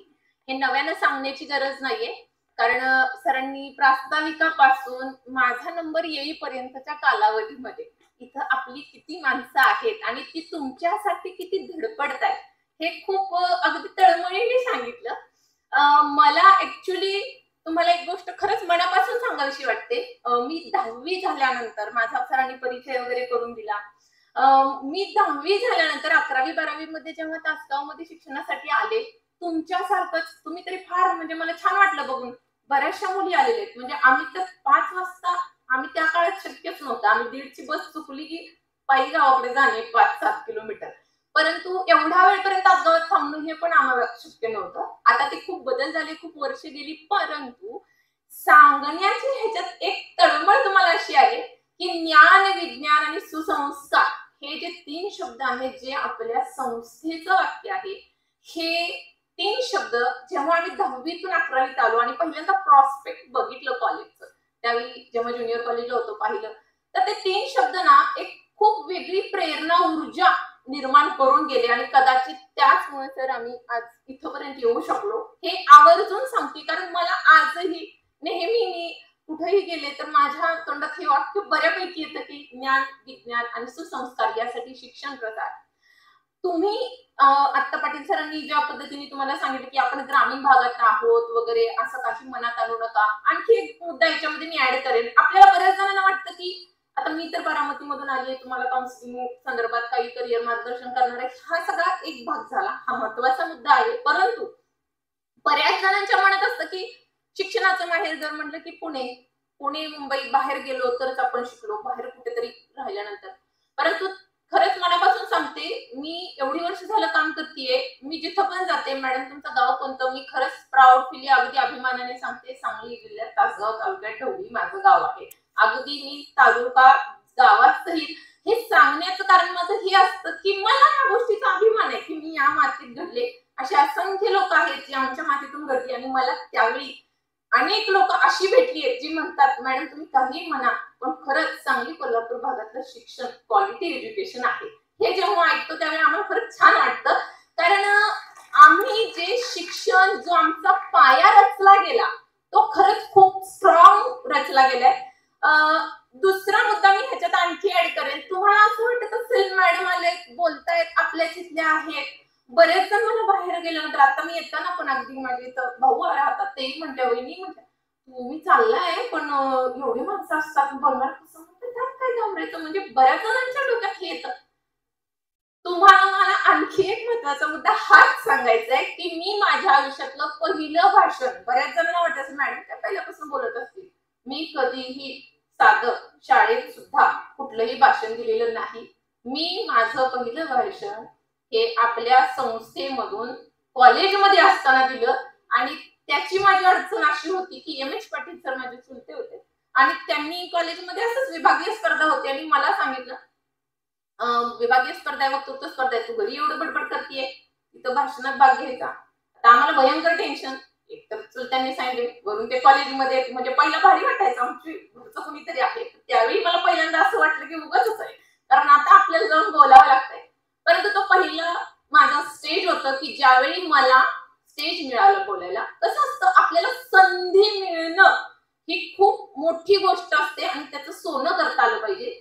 इथं उपस्थित सगळ्या पालकांना आणि विद्यार्थ्यांना मी खरंच मनापासून सांगते, पीडीव्हीपी कॉलेजचे आपले आदरणीय प्राचार्य गुजरे सर असतील, पीडी पाटील सर असतील, एस.डी. पाटील सर असतील, बागल सर आहेत, सुतार मॅडम आहेत किंवा इथं उपस्थित शिक्षक स्टाफ आहे, हे सगळे जणांनी सगळ्यांनी या कार्यक्रमासाठी जे कष्ट घेतले, प्रत्येक डोअर टू डोअर कॉलेज शाळांमध्ये जाणं, भेटी घेणं, त्या शिक्षकांना सांगणं, हे जे या मागचं जे कारण आहे ते हेच आहे की आपल्या संस्थेतून गुणवंत, प्रज्ञावंत, यशवंत असे विद्यार्थी घडावेत आणि त्यांच्यासाठीची ह्यांची ही तळमळ आहे. ही संधी मला जी त्यावेळी मिळाली, हीच संधी आज तुम्हाला मिळाली आणि उपस्थित पालकांचा आणि विद्यार्थ्यांचं खरंच मनापासून मी धन्यवाद व्यक्त करते, कारण तुम्ही तुमच्या मुलांसाठी खरंच खूप तेवढे जागरूक आहात म्हणून आज इथपर्यंत आलेला आहात. त्यामुळे माझा हाच प्रयत्न राहील पुढच्या 1-1.5 तासाच्या आपल्या पूर्ण सेशन मध्ये की इथं आलेल्या प्रत्येक पालकाला, प्रत्येक विद्यार्थ्याला जाताना एवढंच वाटलं पाहिजे की पीडीव्हीपी कॉलेजनी आज जो कार्यक्रम या ठिकाणी ठेवला आणि मी इथं माझा जो वेळ दिला तो खरंच माझ्या सत्कारही लागला. कारण आपण आयुष्यामध्ये घर घेतो, गाडी घेतो, दागिने करतो, भरपूर काही गोष्टी करतो, फिरून येतो, सगळं काही करतो, परंतु आयुष्यातली सगळ्यात मोठी गुंतवणूक असते शिक्षणात, कारण ती गुंतवणूक तुमच्या 7 पिढ्या घडवते. हे कायम लक्षात ठेवा आणि म्हणून आजचा हा वेळ ही तुमच्या आयुष्यातली सगळ्यात मोठी गुंतवणूक असणार आहे. आपण स्लाइडच्या माध्यमातून तुमचे जे प्रश्न आहेत, करिअर मार्गदर्शन म्हणजे काय, करिअर म्हणजे काय असतं, 10वी नंतर काय करायचं, 11वी 12वीत काय केलं पाहिजे, 12वी नंतर काय शाखा असतात, या सगळ्या प्रश्नांची उत्तर आणि वेगवेगळे, असंही नाही की खूप हुशार विद्यार्थी असला आणि खूप आउट ऑफ स्कोर घेणारा असला तरच त्याचं करिअर घडतं. ऍव्हरेज स्टुडंट सुद्धा चांगले करिअर त्यांचं घडू शकतं. अशा अनेक पर्याय आहेत, ते सगळे आज तुमच्या समोर मांडणार आहे. आता तुम्ही बऱ्यापैकी विद्यार्थी जे आता सगळेच विद्यार्थी असे जे 10वी मधले, काही ना तर आता हेही टेन्शन असेल, 10वीची बोर्डाची परीक्षा आली, आज इथं आलोय. एक गोष्ट लक्षात घ्या, 10वीचं टेन्शन घेऊ नका, कारण कसं असतं 10वी पर्यंत शालेय जीवन असतं, त्यानंतर तुम्ही जेव्हा उच्च माध्यमिक शिक्षणाकडे वळतात त्यावेळेस तुमच्या करिअरच्या वाटा बदलत जातात. 10वीला एखाद्या विद्यार्थ्याला असं वाटतंय मला 90%, 95%, 99% मार्क्स आहेत, अगदी आउट ऑफ 100 पर्सेंटेज पण आता येतात, किंवा मला अगदी 60% आहे, तर मी काय करणार, किंवा मी आज इथं खरंच जाणवतो तिथं मला काय 50-60% येतील. तर अशा विद्यार्थ्यांनी खरंच मनात हा न्यूनगंड बाळगू नका. पहिलं तर 10वीचं टेन्शन घेऊ नका, कारण हे खूप प्रेशराइज होतात मुलं. 10वी भयंकर अभ्यास, घरात पण वातावरण असतं, 10वी म्हणजे फार स्ट्रिक्ट आणि फार अभ्यास, असं काही नाहीये. तुमचा 8वी 9वी 10वी हा पाया असतो 11वी 12वीच्या एज्युकेशनचा. त्यामुळे रिलॅक्स मध्ये राहा. पुढचे जे 11वी 12वी आणि पुढच्या तुमच्या शिक्षणाची जी डिग्रीची 4-5 वर्ष असतात ती आयुष्यातली खूप महत्वाची असतात, तेच तुमचा टर्निंग पॉइंट ठरतात, हे लक्षात घ्या. आता 10वी नंतर मला एखाद्याला 60% आले, एखाद्याला 80 आले, एखाद्याला 90 आले, मग एक महत्वाचा प्रश्न असतो, आता 10वी झालीये, आता मी आर्ट्स घेऊ, कॉमर्स घेऊ की सायन्स घेऊ. Obviously 3 stream. 4था पर्याय निघतो मग मी डिप्लोमा करू, 5वा पर्याय निघतो ITI करू, अशा असंख्य प्रश्न आपल्या समोर येतात. तर यापैकी काही सगळ्याच क्वेश्चनचे मी तुम्हाला आन्सर करणार आहे. पहिला मुद्दा असतो, मी आर्ट्स घेऊ, कॉमर्स घेऊ की सायन्स घेऊ. जास्तीत जास्त मुलं आता सायन्स निवडतात. एक आर्ट्स घ्यायचं असेल, सायन्स घ्यायचं असेल किंवा कॉमर्स घ्यायचं असेल तर एक ना काय म्हणतो आपण, प्रत्येक गावात प्रत्येक ठिकाणी एक ठरलेलं लॉजिक आहे. माझ्या मैत्रिणींनी कुठलं घेतलंय, माझ्या सगळ्या त्या ग्रुपमध्ये कोण चाललंय आणि ते कुठल्या कॉलेजला चाललंय, आमचा ग्रुप तिथंच जाणार, आम्ही ते ग्रुप सोडणार नाही. सगळ्यात पहिली गोष्ट लक्षात घ्या, मला माझं करिअर घडवायचंय, माझ्या क्षमता काय आहे, मला काय छान येऊ शकतं, यावरती करिअर डिपेंड असतं. माझा मित्र काय करतोय याच्यावरती आपलं करिअर डिपेंड नसतं. ही सगळ्यात महत्वाची गोष्ट लक्षात घ्या. आता याच्यामध्ये महत्वाचा आणखी एक मुद्दा जो तुम्हाला प्रश्न पडलेला आहे आल्यानंतर, मी आर्ट्स घेऊ, कॉमर्स घेऊ की सायन्स घेऊ, सायन्स मधून काय संधी आहेत करिअरच्या, आर्ट्स मधून काय आहेत आणि कॉमर्स मधून काय आहेत, हे आपण पुढे 1 by 1 बघणार आहोत. पण पहिला मुद्दा हा, 10वी नंतर डिप्लोमा करू दे, ITI करू दे. एक लक्षात घ्या, 2 प्रकार असतात एज्युकेशनचे, शॉर्ट टर्म आणि लॉंग टर्म. तुम्ही जर डिप्लोमा करायचा म्हटला, डिप्लोमा करून समजा त्याच्यात इंजिनिअरिंगचा डिप्लोमा केला, कोणत्याही ऍग्रिकल्चर मध्ये पण डिप्लोमा असतो, डिप्लोमा करून डिग्रीला जायचं म्हणजे तर डिप्लोमा फक्त करून चालणार नाही, डिग्री करायची, मग डिप्लोमाचे 2-3 वर्ष, पुन्हा डिग्रीचे 4 वर्ष, हे तुम्ही करता. पण या सगळ्यामध्ये 11वी 12वी होत नाही. तुम्हाला गव्हर्नमेंटच्या बऱ्याचशा नोकरीच्या ठिकाणी असं असतं की 11वी 12वी कंपल्शन असतं, मग त्या संधी चुकतात. म्हणून लक्षात घ्या, 10वी नंतर डिप्लोमाला जाण्यावेळी 11वी 12वी करा. मग एखादा विद्यार्थी म्हणतो मॅडम 10वीतनं डिप्लोमा करून इंजिनिअरिंगचं मला डिग्री करायला बरं पडेल. 11वी 12वी केल्यानंतर सायन्स, तुम्ही पुन्हा तुम्हाला वाटलं की मला डिग्रीला नाही ऍडमिशन मिळते, मार्क्स कमी आले किंवा काय, अशी जरी परिस्थिती झाली तरी सुद्धा 12वीच्या टक्केवारीवरती तुम्हाला डायरेक्ट सेकंड इयरला पण डिप्लोमाला ऍडमिशन मिळतं. परंतु लक्षात घ्या, आयुष्यात 11वी 12वीचा युटर्न पुन्हा राहणार नाही. त्यामुळे डिप्लोमाला जाण्याऐवजी 11वी 12वी पहिल्यांदा पूर्ण करा. दुसरा मुद्दा, डिप्लोमा केल्यानंतर जर डिग्रीला ऍडमिशन पुढे घ्यायला गेलो तर असंख्य अडचणी येतात, कारण तिथे पर्सेंटेज वरती ऍडमिशन असतं, 70-30% कोटा असतो, भयंकर त्यात कॉम्प्लिकेशन असतात, कॉलेज चांगलं मिळताना अडचणी येतात. जेई थ्रू जसं तुम्ही 12वी नंतर IIT, NIT, IIIT अशा ज्या मोठ्या मोठ्या संस्था आहेत, COEP किंवा आपल्या भागातलं म्हणलं तर वालचंद सारख्या ठिकाणी जर प्रवेश घ्यायचा असेल, ह्या संधी ज्या डिग्रीच्या आहेत त्या बऱ्यापैकी होतात. त्यासाठी गरजेचं आहे 11वी 12वी करणं. त्यामुळे आर्ट्स, कॉमर्स, सायन्स फॅकल्टी मधून 11वी 12वी आधी केलं पाहिजे. दुसरी गोष्ट, मग मी सायन्स घेऊ, आर्ट्स घेऊ का कॉमर्स घेऊ? मी खरं सरांना ऍक्च्युली मला खरंच अप्रिशिएट करावंसं वाटतंय, कारण ज्या पद्धतीने हे पुस्तक तयार केले फाउंडेशन कोर्सचं, मला वाटतंय अख्ख्या महाराष्ट्रात मी एवढे कॉलेज म्हणजे अगदी नंदुरबार, धुळे, नागपूर पासून औरंगाबाद, जळगाव पर्यंत, मुंबई, पुणे हर एक ठिकाणी फिरले, कुठल्याही कॉलेजनी फाउंडेशन कोर्सचं पुस्तक केलेलं नाही.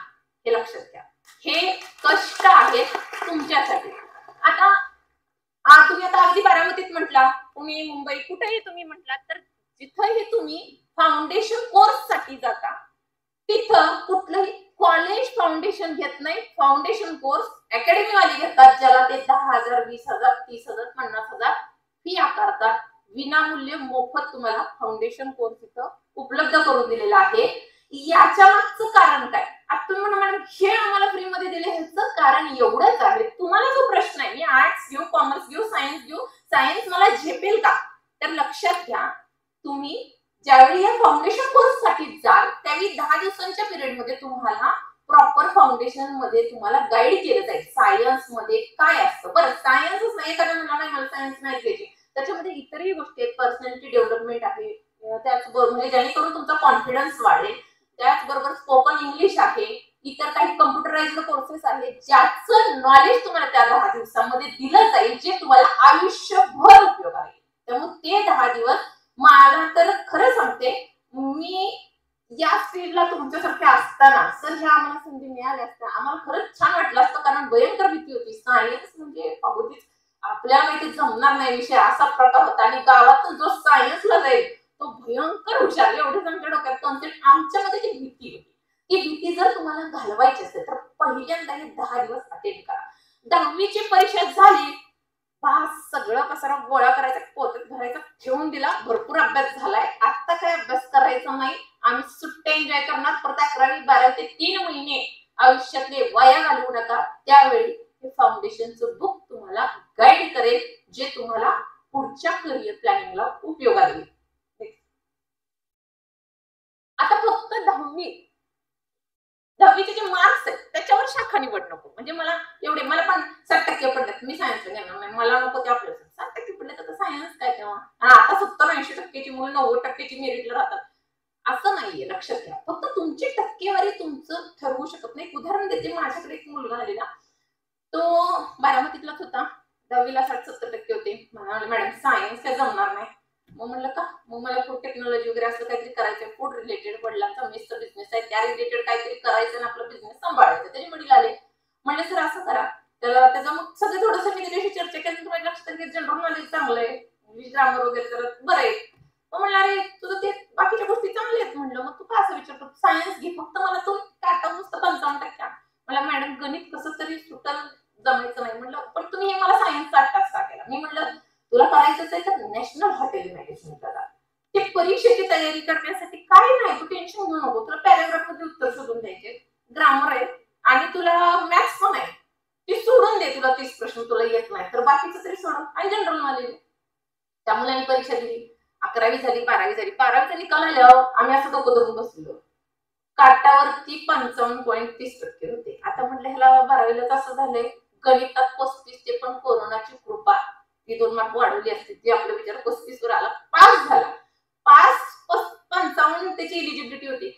नॅशनल हॉटेल मॅनेजमेंटच्या एक्झाम द्यायचे. मग मी त्याला सांगितलं असं पद्धतीने, बाबा तू पेपर वगैरे सोड.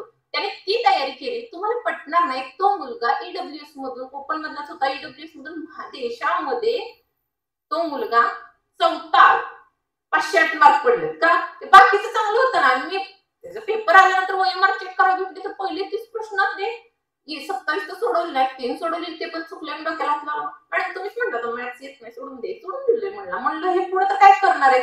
परंतु पुढे एवढा चांगला स्कोर आला. सांगण्याचा उद्देश हा, तोच विद्यार्थी जो आज 60-70% होता, तो सायन्सला गेला, 12वीत 55% घेऊन आला. परंतु ज्या क्षेत्रात जायचंय त्याची आवड होती, तेवढा त्यांनी फोकस चांगला केला आणि त्या मार्गावर तो नॅशनल हॉटेल मॅनेजमेंट गोवामध्ये शिकतोय ऍज अ ट्रेनी म्हणून. त्याचं तिथून 2nd इयर मध्ये सिलेक्शन झालं ताज हॉटेलला. त्याची पर्सनॅलिटी छान आहे. ताजच्या ट्रेनिंगमध्ये त्याला एक्सलंटचा रिमार्क मिळाला. आणि गेल्या वर्षी जे आपला वर्ल्ड कपच्या मॅच झाल्या, त्या इंडियन टीम जी होती त्याच्यात ते 40 लोकांच्या अटेंडन्स साठी तो मुलगा सिलेक्ट झाला. आणि तो सध्या, तो अजून अंडर ग्रॅज्युएट आहे, पासिंग व्हायचं, त्याच्या आधी त्याला ऑस्ट्रेलियामधून जॉब ऑफर आहे. म्हणजे तुमचे 40, 50, 60%, 70%, 80% तुमचं भविष्य ठरवू शकत नाहीत, लक्षात घ्या. मला ज्यात आवड आहे, मला जे करायचंय त्यामध्ये काय महत्वाचं आहे. उदाहरणार्थ तुम्ही आता सगळी मुलं 11वी 12वी नंतर सीईटीची परीक्षा देणार आहात, नीटची परीक्षा असेल, आता ह्या सगळ्या परीक्षा असतात ऍडमिशनसाठी. तर या परीक्षांची तयारी कशी केली जाते, त्याच्यासाठी काय आवश्यक आहे. बऱ्यापैकी लोकांच्या डोक्यात कॉन्सेप्ट यायला क्लास लावायला लागतो, मग अकॅडमी लावायला लागतं. मग आम्ही गावात राहतो, मग आम्हाला शक्य नाही. परंतु आपल्या पीडीपी कॉलेजच्या माध्यमातून मी स्वतः जाऊन बघितलेलं आहे. अक्षरशः लास्ट टाइम जेव्हा आमचं तिथं सेशन झालं, तर तिथं कम्प्युटराइज सगळ्या सिस्टीम मध्ये ऑनलाईन तुम्हाला टेस्ट सिरीज दिलेल्या आहेत, बुक्स संस्थेकडून अवेलेबल करून दिलेले आहेत. म्हणजे या सुविधा मिळणं पण फार मोठी गोष्ट आहे, कारण ह्याच्याशिवाय तर त्या परीक्षा तुम्ही देऊ शकत नाही. त्याची तयारी तिथं करून दिली जाते. आणि ती तयारी करण्यापूर्वी तुम्हाला अंदाज यावा सायन्स काय आहे, किंवा सायन्सच नाही, ठीक आहे, इथं बसलेला एखादा विद्यार्थी सायन्स नाही घेणार, आर्ट्स घेईल, कॉमर्स घेईल, परंतु त्याची पर्सनॅलिटी डेव्हलपमेंट असेल, स्पोकन इंग्लिश असेल, कम्प्युटर सिस्टीमचं नॉलेज असेल, या गोष्टी या 10 दिवसाच्या फाउंडेशन कोर्स मध्ये घेतल्या जातील. याला फाउंडेशन म्हणतात. तुम्हाला तिथं शिकवलं काय जाणार आहे, तर या 10 दिवसामध्ये तुम्हाला ह्या गोष्टी शिकवल्या जातील.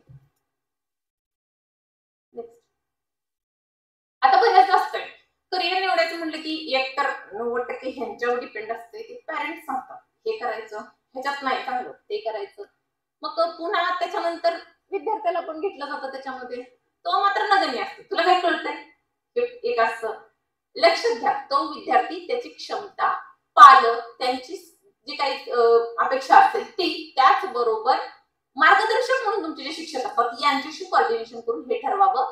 हे सांगण्याचं कारण असं आहे, ज्यावेळी 10 दिवसाचा फाउंडेशन कोर्स होईल त्यानंतर तुम्ही पालक तुमच्या विद्यार्थ्याला घेऊन सरांना भेटा. त्यावेळी कोणतेही तुमच्या डिपार्टमेंटला तर सर कोणी ना कोणीतरी व्हिजिटिंगला असणार आहे जे पालकांना गाईड करतील, त्यांना भेटा आणि मग त्यांच्याशी कोऑर्डिनेट करून मग ठरवा मी आर्ट्स कडे जाऊ शकतो, सायन्स कडे झेपेल मला सायन्स की कॉमर्स कडे. स्वतःला तपासा. आता बऱ्याचदा होतं बघा, 90% मार्क लिस्ट येतं. तुम्हाला सांगते आता हे घरोघरी आहे. 90% मार्क लिस्ट व्यक्ती घरात असं टेबलवर ठेवलेलं असते, पेडचं बॉक्स असते, महिनाभर तर काही मार्क लिस्ट आज जात नाही. 10वी 90%, 10वी 95%. ह्याचं प्रेशर त्या पोरावर एवढं येतंय ना, का तरी येणारा म्हणतात तर मी इंजिनियर होईल, डॉक्टर होईल, आमच्या वेळेस तर PSI होईल, कलेक्टर होईल, काय म्हणजे MPSC होईल. त्याला पडलेली 90% त्याची नाही. कारण आता 10वी पर्यंत असं असतं की घोकाने होका म्हणजे घोकंपट्टी सगळं असतं, त्याच्यामध्ये 20% मार्क हे तुम्हाला प्रॅक्टिकलचे येतात. म्हणजे प्रत्येक विषयाला तोंडी परीक्षेचे 20 पैकी 20 मार्क 18-19 दिली जातात. म्हणजे तुमची 20 आहेत का प्रामाणिकपणे? नाही आहेत, म्हणजे 70%. आणि 90%, 95% त्यावरती जाऊ नका. त्याचा धोका काय असतो ते सांगते पुढे. इतरांची तुलना होते. आमच्या शेजारच्याला 92 पडली, पॉइंट काहीतरी असते, तिची आई 95 सांगते. त्याच्या पुढच्याला एखाद्याला 90 असली, ती काय करते, मग आता लय 95 सांगू शकत नाही, 93 आहे, 1-2 मार्काचा फरक आहे.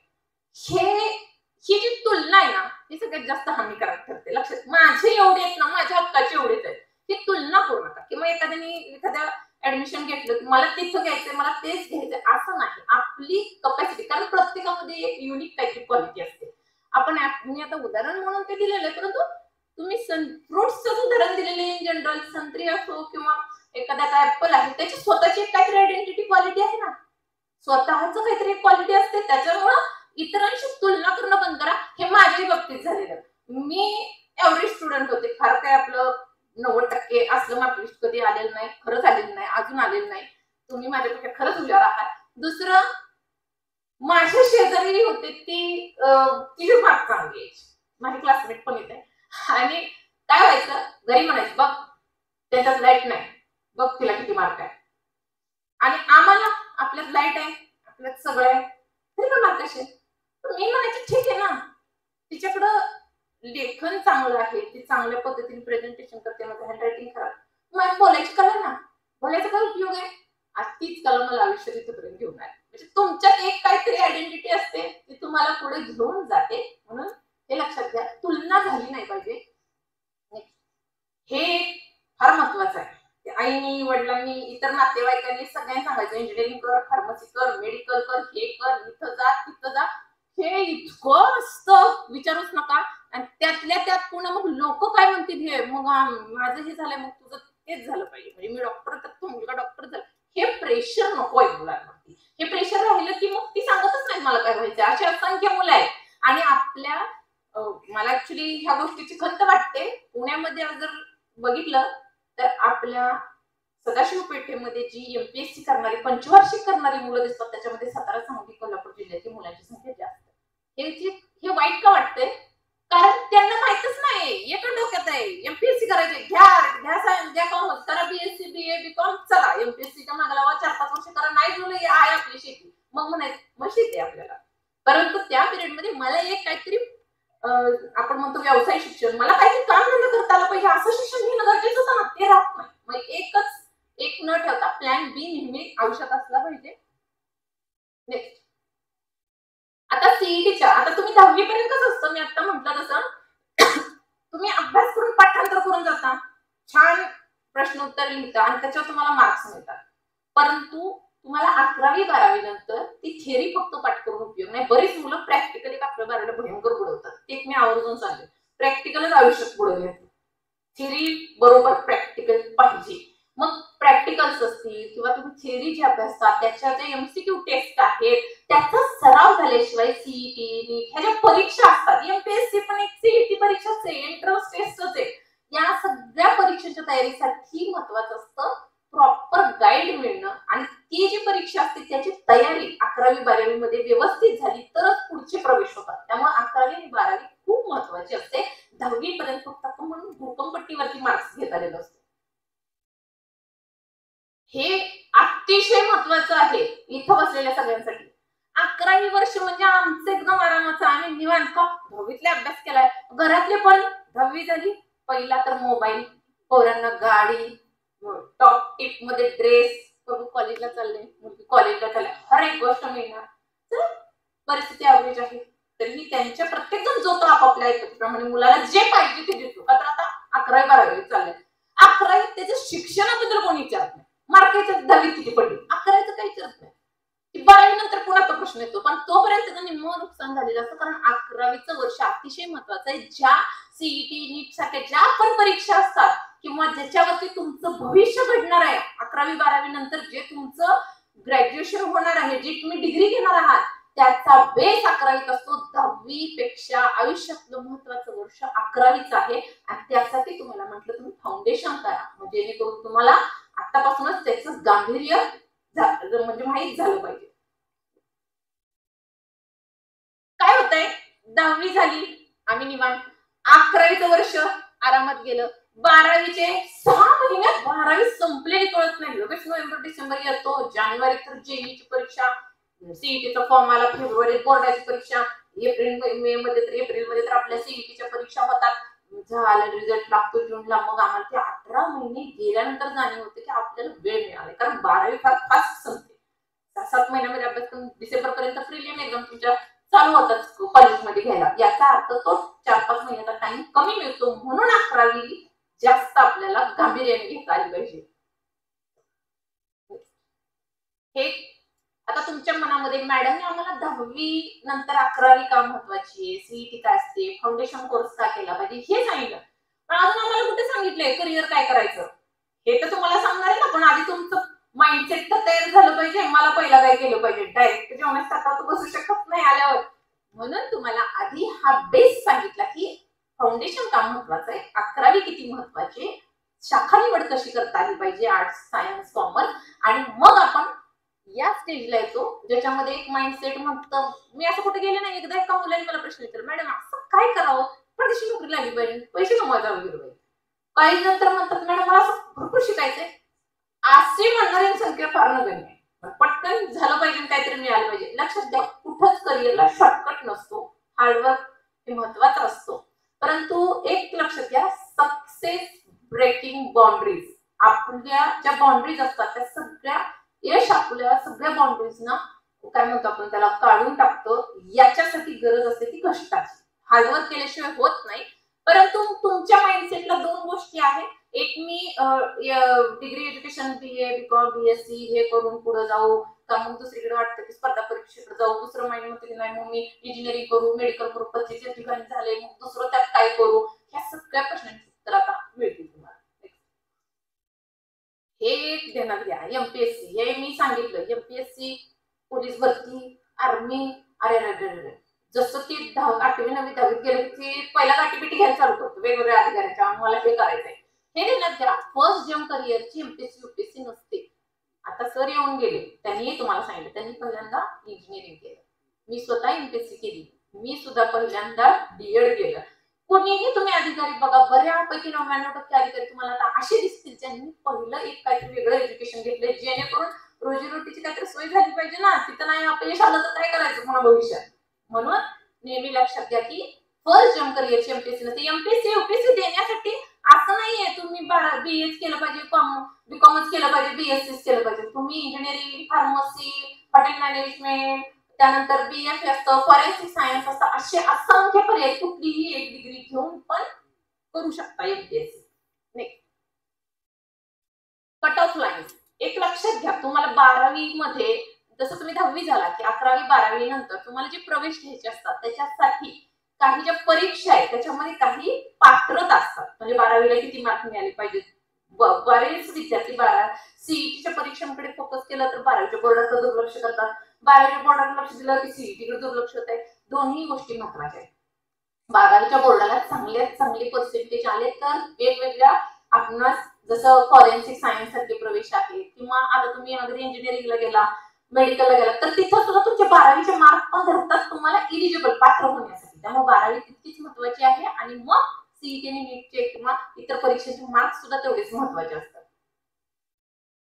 शॉर्टकट नसतो सीईटीला. हे उदाहरण का दिले माहिती का, आपण मंदिरात गेलो की चप्पल घालून गेलो की चप्पल हरवते बरोबर. मग ते 3 पर्याय मी जनरल दिले उदाहरण. 3 पर्याय दिले. काय दिले की ते चप्पल मी बिना चप्पलचं जाणार, मंदिरापर्यंत बिना चप्पलचं उन्हात गेलं पाय भासतील. दुसरा पर्याय आहे, मी मंदिरात गेल्यानंतर मी जाताना कोल्हापुरी चप्पल घालून जाणार कारण ती लागते. तिसरं पर्याय असा आहे की मंदिरात जात गेल्यानंतर चप्पल मी एक ह्या बाजूला काढेन एक त्या बाजूला काढेन. असे काय पर्याय, एक का नाही आपण कुलपाचं म्हणतो एवढंसं कुलूप घर कसं राहतं, कुलूप लागतं. आता कुलपाचं एक घेता येत नाही गहू घेऊन जाऊ ना, कुलूप पण जाईल, चावी घेऊन बनवून आणते, चप्पल पण जाईल. हे सांगण्याचं उदाहरण असं आहे की जेव्हा आपण सीईटी सारख्या परीक्षा, ज्या तुम्हाला प्रवेशासाठी भविष्यात परीक्षा आहेत ना, त्याचे जे तुम्हाला ऑप्शन असतात ते इतके सेम दिसतात ना, यातलं कुठलं निवडू समजत नाही, आपण फार कन्फ्युज होतो. तर त्यावेळी तुम्हाला प्रॉपर प्रॅक्टिकल नॉलेज पाहिजे. साधी गोष्ट आहे ना, एक चप्पल इकडे तिकडे काढली, एक चप्पल तर कोण येणार नाही, येताना दोन काढून यायच्या. म्हणजे प्रॅक्टिकल नॉलेज लाईफ मध्ये पाहिजे, थेरॉटिकल नॉलेज परफेक्ट आलं पाहिजे. हे जसं आपण दैनंदिन आयुष्यात वापरतो तसंच आहे अभ्यासात पण तुम्हाला प्रॅक्टिकल तितकंच महत्वाचं आहे, थेरी. या दोन्ही गोष्टी आणि प्रॅक्टिस झाली पाहिजे. ज्या परीक्षा देणार आहात त्याची ती झाली तर त्या परीक्षा तुम्हाला सोप्या जाणार आहेत, ज्या प्रवेशासाठी महत्वाचे. नीट आता मेडिकलचे जे प्रवेश असतात, आता मी वेगवेगळे करिअर ऑप्शन सांगणार आहे. त्यात पहिला मेडिकलचा ऑप्शन आता स्लाइड मध्ये आलेला आहे म्हणून तुम्हाला सांगते. मेडिकलचा आता MBBS, BDS, BMS, BHMS, physiotherapy, speech therapy, असे असंख्य नॅचरोथेरपी, असे असंख्य पर्याय आहेत. इतर छोटे छोटे कोर्सेस आहेत त्याच्यामध्ये X-ray technician, ICU technician, lab assistant, अशा अनेक कोर्सेस आहेत. या सगळ्या प्रकारच्या प्रवेशासाठी 11वी 12वी सायन्सला प्रवेश घ्यावा लागतो. ग्रुप बायो म्हणजे फिजिक्स, केमिस्ट्री, बायोलॉजी, सायन्स मध्ये बायो ग्रुप लागतो. आणि मग तुम्ही नीटची परीक्षा, सीईटीची परीक्षा देत असता. तुम्हाला जर डॉक्टर व्हायचं, एमबीबीएस, बीडीएस, बीएमएस, बीएचएमएस हे कोर्स आहेत. एमबीबीएस म्हणजे सर्जन व्हायचंय, बीडीएस म्हणजे दातांचा डॉक्टर व्हायचंय, बीएमएस म्हणजे आयुर्वेदिक, बीएमएस केल्यानंतर पण प्रशासकीय अधिकारी होता येतं. गव्हर्नमेंटला एमपीएससीतून निवड आहे आणि विदाउट त्याला कुठली परीक्षा नाही, काय नाही, फॉर्म भरायचं, सिलेक्शन येतं, मुलं मिळत नाही, डॉक्टर्स मिळत नाही, कारण जो तो प्रत्येकाच्या स्वतःच्या प्रॅक्टिसवर भर देतो. बीएमएस केल्यानंतर पण सर्जन म्हणून पीजी करता येते, ॲलोपॅथीची परवानगी आहे.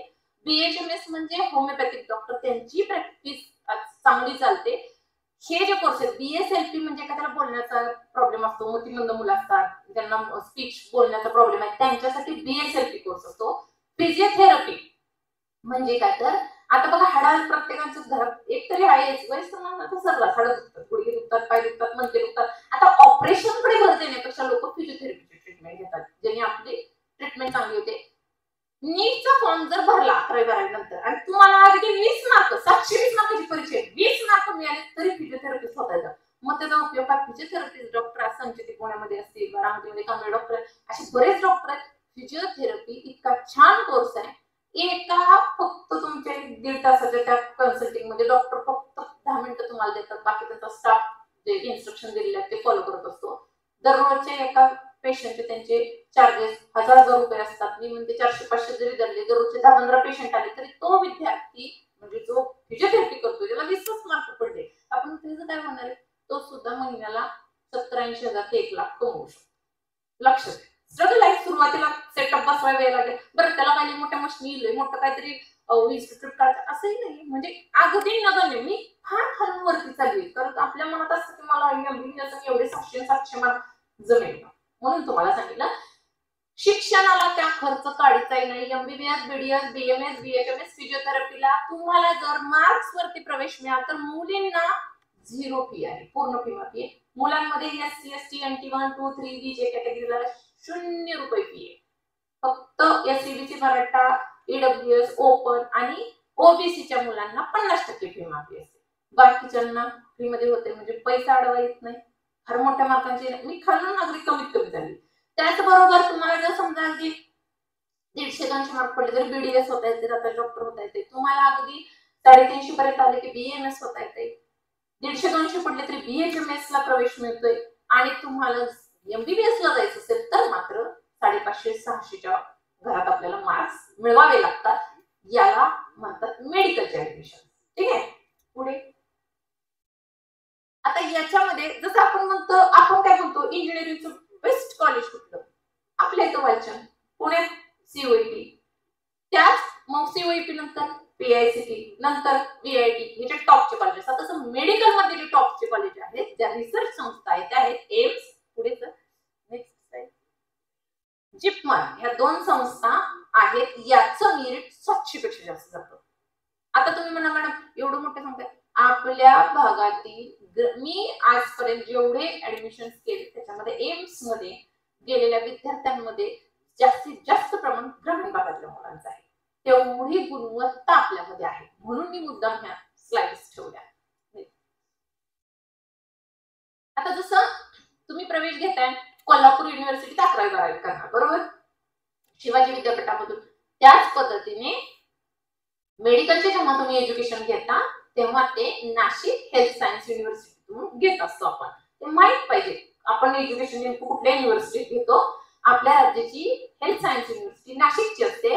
गव्हर्नमेंट प्रायव्हेट सगळ्या कॉलेजना आपल्याला फी माफी पण असते आणि आपला प्रवेश हा फी माफीतून होत असतो. फी स्ट्रक्चर मध्ये मी आता ज्या फी दिलेल्या आहेत ह्या ज्या फी आहेत त्या प्रत्येक 1 लाख 1.5 लाख 2 लाख 2.5 लाख 10 लाख या सगळ्या मी सांगितलेल्या पद्धतीने मुलींना 0 आहे. मुलांना कॅटेगरीनुसार फी माफी मी तुम्हाला सांगितली की SC ST NT 1 2 3 विजेला पूर्ण फी माफ असते आणि ओपन EWS आणि ओबीसीच्या मुलांना जी दिलेली फी आहे त्याच्या 50% फी असते. त्यालाही शैक्षणिक कर्ज मिळतं, इतर अनेक सवलती मिळतात. BVSC हा खूप छान पर्याय आहे. मला खरंच आवडेल आपल्यापैकी कोणी गेलं तर. सातारा, सांगली, कोल्हापूर हे जिल्हे प्रामुख्याने आपले जिल्हे शेतीप्रधान म्हणून ओळखले जातात संपूर्ण राज्यामध्ये. BVSC म्हणजे व्हेटरनरी म्हणजे पशुवैद्यकीय अधिकारी. आपल्या ग्रामीण भागात जनावरांचा डॉक्टर म्हणतो आपण ग्रामीण भागामध्ये, परंतु त्याच्यासारखं करिअर नाही. तुम्हाला तहसीलदारांची इक्विव्हॅलंट असलेली क्लास 1च्या ज्या पोस्ट आहेत त्या पोस्ट मिळतात BVSC केल्या. मग BVSC साठी काय करायचं, 11वी-12वी सायन्स बायो ग्रुप पाहिजे. त्यानंतर नीटची परीक्षा द्यायची, 450-500 पर्यंत मार्क मिळाले की BVSC ला प्रवेश मिळतो. BVSC 4 वर्षाचा कोर्स पूर्ण झाला तुम्ही वैद्यकीय पशुवैद्यकीय तालुका पशुवैद्यकीय अधिकारी म्हणून रुजू होता. लाल दिव्याची गाडी त्यांना आता पुरतात, लाल दिवे काढलेत, परंतु त्या पद्धतीचे जे सगळे काही फॅसिलिटी असतात गव्हर्नमेंटच्या सगळ्या मिळतात. शॉर्टकट मध्ये जायचं असेल तर BVSC MPSC करायचं ना, BVSC करा ना, डायरेक्ट अधिकारी म्हणून लागताय. त्याच्यासाठी खूप वर्ष MPSC ची तयारी करावी लागत नाही. त्यामुळे BVSC हा एक चांगला पर्याय आहे. त्याच्यासाठी नीटची परीक्षा द्यावी लागणार. दुसरे 2 पर्याय आहेत CETतून, जी महाराष्ट्राची CET देणार आहात त्याच्यातून बीटेक डेअरी टेक्नॉलॉजी आणि BFSC फिशरी सायन्स हे एक आहे. बऱ्याच जणांना टाकतो मॅडम डेअरी टेक्नॉलॉजी करून आमच्या डेअरी टाकायची काय नाही. गव्हर्नमेंटच्या 4 संस्था आहेत त्याच्यासाठी CETच्या परीक्षेत तुम्हाला 40-45% मिळू दे, फक्त 40% CET मध्ये तरी सुद्धा बीटेक डेअरी टेक्नॉलॉजीला जर प्रवेश मिळाला, तिथून जर 3 वर्षाची डिग्री पूर्ण केली, सोनाई असेल, अमूल असेल, त्यानंतर तुम्हाला सांगते डायनॅमिक्स सारखे जे मोठे मिल्क प्रोडक्ट रिलेटेड कंपनी आहेत तिथं अगदी 1 लाख 1.5 लाख 2 लाख पगाराच्या नोकऱ्या मिळतात. त्यासाठी CETच्या परीक्षेतून 50-70% मिळतील का नाही तरीही आपण तिथं जाऊ शकतो. हे पर्यायच माहित नाही आम्हाला वाटतं बीटेक हे थिअरी आले नको आपल्याला, हे नाही. त्याच्यात एज्युकेशन काय लक्षात घ्या. त्याचबरोबर BFSC म्हणजे फिशरी सायन्स. फिशरी सायन्सच्या फक्त गव्हर्नमेंटच्या 3 संस्था आहेत. गव्हर्नमेंट मधून जर तुम्ही पास आउट झाला MPSCच्या गव्हर्नमेंटच्या इतर जिल्हाधिकारी कार्यालयांमधून जे आपल्या रत्नागिरी रायगड सारखे जिल्हे जिथं तुम्हाला समुद्र किनारपट्टी आहे तर त्या ठिकाणी मत्स्य संशोधन संस्था ज्या गव्हर्नमेंटच्या तिथं शासकीय नोकरीच्या संधी आहे. पण अट काय BFSC पाहिजे. आमच्यापैकी कोण BFSC तालुक्यात घालणार नाही, आम्हाला माहितच नाही हा प्रकार. BFSC करण्यासाठी CETची काय करायचं, 11वी-12वी सायन्स आणि PCB ग्रुप पाहिजे आणि CETची परीक्षा दिली पाहिजे. बीटेक डेअरी टेक्नॉलॉजीला PCM ग्रुप पाहिजे, मॅथ्स पाहिजे आणि CETची परीक्षा दिली पाहिजे. नेक्स्ट, औषधाशिवाय कुणाचं चालेल का, काहीच नाही झालं मॅडम 11वी-12वी घेतली, PCM घेऊ दे, PCB घेऊ दे, दोन्हीपैकी कुठला पण ग्रुप घेऊ दे आणि तुम्हाला 40-45% CETला मिळाले तरीही फार्मसीला प्रवेश मिळतो. मग फार्मसी करून का मेडिकल ठिकाणी मेडिकल डॉक्टर गवळ्यांशिवाय चालणार नाही. मेडिकल मध्ये भयंकर मार्जिन आहे, मी म्हणतच नाही फक्त तुम्ही मेडिकल टाकण्यासाठी करा, परंतु B.Pharm केल्यानंतर जर तुम्ही पुण्यामध्ये सिम्बायोसिस सारख्या ठिकाणी किंवा आपल्या इथे सुद्धा MBA जर केलं, कुठेही करा, कोल्हापुरात करा, आपल्या इथे जिथं शक्य MBA करा, मग तुम्हाला चांगल्या पद्धतीच्या कंपन्यांकडून अपॉर्च्युनिटी येतात जे तुम्हाला मेडिकल सुप्रिटेंडेंट म्हणून रिप्रेझेंटेटिव्ह म्हणून तुम्हाला कंपन्यांमध्ये घेतलं जातं. तिथं जॉबच्या संधी असतात. तुम्ही 60-70 हजार पगारावरती तिथं काम करू शकता. असं काही 10-12 हजारावरती तुम्हाला कोणी राबवेल. आणि शिक्षण इथं सुद्धा फ्री आहे. इथंही मुली फ्री शिकणार, मुलांनाही कॅटेगरीच्या सगळ्या फ्री मध्ये इतर मुलांना 50% फी माफ, काय 43,000 फक्त फी बसेल, 50% फी माफ झाली तर ओबीसी एससीबीसीला. म्हणजे हाही पर्याय चांगला आहे. आणि हे करून पण तुम्ही ड्रग इन्स्पेक्टरची एमपीएससी करू शकता. इतर पण तुम्ही एमपीएससी तहसीलदारसाठी वगैरे करू शकता, त्या पण परीक्षा देऊ शकता. आता याच्यामध्ये आयसीटी मुंबई महाराष्ट्राची सीईटी परीक्षेतूनच तुम्हाला जसं फार्मसीला प्रवेश मिळणार आहे. मग आपण इंजिनिअरिंग मध्ये कसं म्हणतो वाचन चांगलं, सीईटी चांगलं, आयआयटी एनआयटी चांगलं, तसं फार्मसीमध्ये आयसीटी मुंबई ही देशातली भारतातली टॉपचं इन्स्टिट्यूट आहे, जिथून बाहेर पडल्यानंतर सिरम इन्स्टिट्यूट, भारत बायोटेक या आणि कोरोनाची कृपा म्हणून नाव ऐकलं. या ठिकाणी नोकरीच्या ज्या डायरेक्ट संधी आहेत फॉरेन कंट्रीमध्ये जॉब ज्याला करायचा आहे, फार्मसीचा खरंच चांगला पर्याय आहे. फक्त बीफार्म केल्यानंतर एमबीए करायचं, मग त्या संधी उपलब्ध होतात जॉबसाठी. आणि आयसीटी मुंबई मधून तर डायरेक्ट प्लेसमेंट आहे. नेक्स्ट आयसर, ज्यांना रिसर्च मध्ये इंटरेस्ट आहे. मला छान वाटेल, आपल्या आष्टाचा एक मुलगा होता जो आयसर मधून शिकला, त्याच्या वडिलांचं मेडिकल होतं, त्यांना वाटायचं मुलांनी डॉक्टर व्हावं. ते नीटची परीक्षा वगैरे दिली, माझ्याकडे आला होता. त्या दरम्यान मला म्हणला 2016 दरम्यान मला मॅडम मला करायचंच नाहीये, डॉक्टरच व्हायचं नाही, मला रिसर्च मध्ये जायचंय. वडील ऐकत नाहीच म्हणतात ते करायचं. त्याची इच्छाच नव्हती. 400-450च्या घरात मार्क पडले, मग बीएमएस करा, म्हणजे डॉक्टर. मला ते नाही करायचं, मला रिसर्च मध्ये जायचं. मग आम्ही आयसरचा फॉर्म भरला. आयसर मध्ये त्याला चांगले मार्क्स मिळाले. पुण्यामध्ये आयसरला त्याचं सिलेक्शन झालं. आता आयसर काय असतं आपण एवढंच ऐकलं. आता सरांनी मगाशी सांगितलं स्मिता विलियम्स, कल्पना चावला तुम्ही होऊ शकता, पण आम्हाला हा प्रश्न आहे ना, ते व्हायचं कसं असतंय, त्याला शिकायचं काय लागतं ते तरी सांगा. ते मी तुम्हाला सांगणार आहे. तर त्याच्यासाठी 11वी-12वी सायन्स पाहिजे. 11वी-12वी सायन्स मध्ये तुमचा पीसीबी ग्रुप असो, मॅथ्स असो, बोथ ग्रुपचे स्टुडंट कोणीही यासाठी पात्र असतात. जेईई नीटचे टॉपर विद्यार्थ्यांना डायरेक्ट प्रवेश मिळतो. त्याला आम्हाला जेईई नीट नाही दिली तरीही एक ऍप्टिट्यूड टेस्ट असते, 60 प्रश्न असतात त्याच्यामध्ये, फिजिक्स, केमिस्ट्री, बायोलॉजी सीईटीची आहे तशी. त्यामध्ये जर चांगले मार्क्स मिळाले तर त्याच्यातून तुमचं सिलेक्शन होतं. गव्हर्नमेंटची संस्था आहे, सगळं फ्री आहे, 5 स्टार हॉटेलपेक्षा भारी त्यांचे. नुसते तुम्हाला राहण्यासाठी रेसिडेन्शियलच्या ज्या सोयी आहेत त्या कोणी पुण्यात गेला तर बघा. आयसर पुणे बघितलं की असं वाटतं आपण फॉरेन कंट्रीत आलो, इतकं छान, सगळं फ्री मध्ये. कारण तुम्ही देशात शास्त्रज्ञ म्हणून जाणार आहे, तुम्हाला पाहिजे ते प्रोव्हाइड केलं जातं. तुमचं फक्त ब्रेन वापरतात, तुम्ही फक्त डोकं चालवणार नसता आणि देशासाठी काहीतरी करा एवढंच. पण तुम्हाला हवंय म्हणजे नेम विथ फेम, आपण जे करिअर म्हणतो, आणि पैसे तर ऑब्व्हियसली भरपूर. इस्रो, नासा सारख्या ठिकाणी जर जॉब करायचा असेल, त्या ठिकाणी जाऊन काहीतरी करायचंय, त्यासाठी पहिली स्टेप 11वी-12वी सायन्स, मॅथ्स असो, बायो असो, आयसरची परीक्षा द्यायची आणि त्यातून ते सिलेक्शन होतं. आष्ट्याचा मुलगा आहे, पुण्याच्या आयसरला सिलेक्ट झाला. देशात फक्त 7 आयसरच्या संस्थांची स्थापना अब्दुल कलामांनी केली. देशात 7 आहेत, म्हणजे सगळ्या राज्यांमध्ये नाहीये. त्यात महाराष्ट्रात पुण्यात आहे, आणि महाराष्ट्रातली पुण्याची संस्था देशात 1 नंबरची आहे. आणि त्या संस्थेतून आष्ट्यातला, मला त्याचा अभिमान ह्याच्यासाठी वाटतो की माझ्या सांगली जिल्ह्यातला विद्यार्थी हा पुणे ही देशातली जी टॉपची आयसर आहे तिथला विद्यार्थी गोल्ड मेडलिस्ट आहे, आणि तो आता कॅलिफोर्नियात पीएचडी करतोय. मग कुठं आली ग्रामीण भागातली बुद्धिमत्ता कमी आहे, गुणवत्ता नाहीये, आडवं येऊ शकत नाही. तुमच्या ती कॅपॅसिटी असते. असंख्य दरवर्षी 1-2 मुलं जातात. IISc बेंगलोर मधून शिकलेला एक विद्यार्थी होता जो चंद्रयानची जी मोहीम झाली त्या टीम मध्ये होता. तोही IISc मधून शिकला, त्यालाही पीसीएम ग्रुप भेटला. IISc साठी नीट जेईचे जे मार्क होते त्याच्यावरती प्रवेश झाला. म्हणजे आम्हाला वाटच माहित नाही मुळात काय करायचं. 11वी-12वी सायन्स घ्यायचं, मग आयसरची परीक्षा देऊन आपण तिकडे जाऊ शकतो. आता आहे नायसर. नायसरच्या 2 संस्था आहेत, भुवनेश्वरची एक आहे, मुंबईची एक आहे. 200 वगैरे अशी जागा आहेत. ओबीसीचा एक विद्यार्थी देशात 7वा आला, जो फलटण मधला खेडेगावातला आहे. आई वडील मोलमजुरी करतात आणि तो मुलगा देशात 7वा आला. तोच मुलगा, त्याचा डबल ग्रुप होता, सायन्स होतं, पीसीएम होता, तो एम्सला पण आला. एम्स पण मिळाला त्याला नागपूरला. म्हणजे त्याला नीट पण दिली, जेई पण दिली आणि नेक्स्टची परीक्षा पण दिली. परंतु जबरदस्त गुणवत्तेच्या जोरावरती या ठिकाणी प्रवेश मिळणं. मग हे काय आहे, जसं आयसरची संस्था आहे रिसर्चची, तशी नेक्स्ट नायसरची रिसर्च संस्था आहे, ऍटॉमिक एनर्जीवरती काम करते. इथं तुम्ही गेल्यानंतर तुम्ही इस्रो, नासा सारख्या ठिकाणी तुमचं डायरेक्ट प्लेसमेंट असतं, एज्युकेशन फ्री मध्ये. ह्याची परीक्षा असते नेक्स्ट एक्झाम. पीसीबी ग्रुप असो, पीसीएम असो, दोन्ही ग्रुपचा 12वीचा विद्यार्थ्याला जाऊ शकतो. नेक्स्ट साठी पण सीईटी परीक्षा आहे. म्हणजे तुम्ही जे वाचताय, 11वी-12वी करताय त्याच्यावरतीच ह्या परीक्षा आहेत. त्यांनी काही वेगळ्या परीक्षा दिल्या नाहीत किंवा वेगळं शिकले नाही. जे तुम्ही शिकताय त्याच्यावरतीच या परीक्षा असतात. फक्त तुम्हाला आज पर्याय समजले मार्काच्या साध्या साध्या पर्यायापासून अगदी हायएस्ट पर्यायापर्यंत नेते. पण एक लक्षात घ्या, मी दिलेली उदाहरणं सगळी आपल्यासारखे सर्वसामान्य घरातले जे करू शकतात. आता याच्यामध्ये भरपूर करिअर्स दिले. एखाद्या विद्यार्थी आर्ट म्हणणार मॅडम तुम्ही सायन्सच सांगताय पण आम्हाला जर आर्ट्सला जायचं झालं तर, आम्हाला कॉमर्सला जायचं झालं तर, त्याच्यातून काय संधी आहे?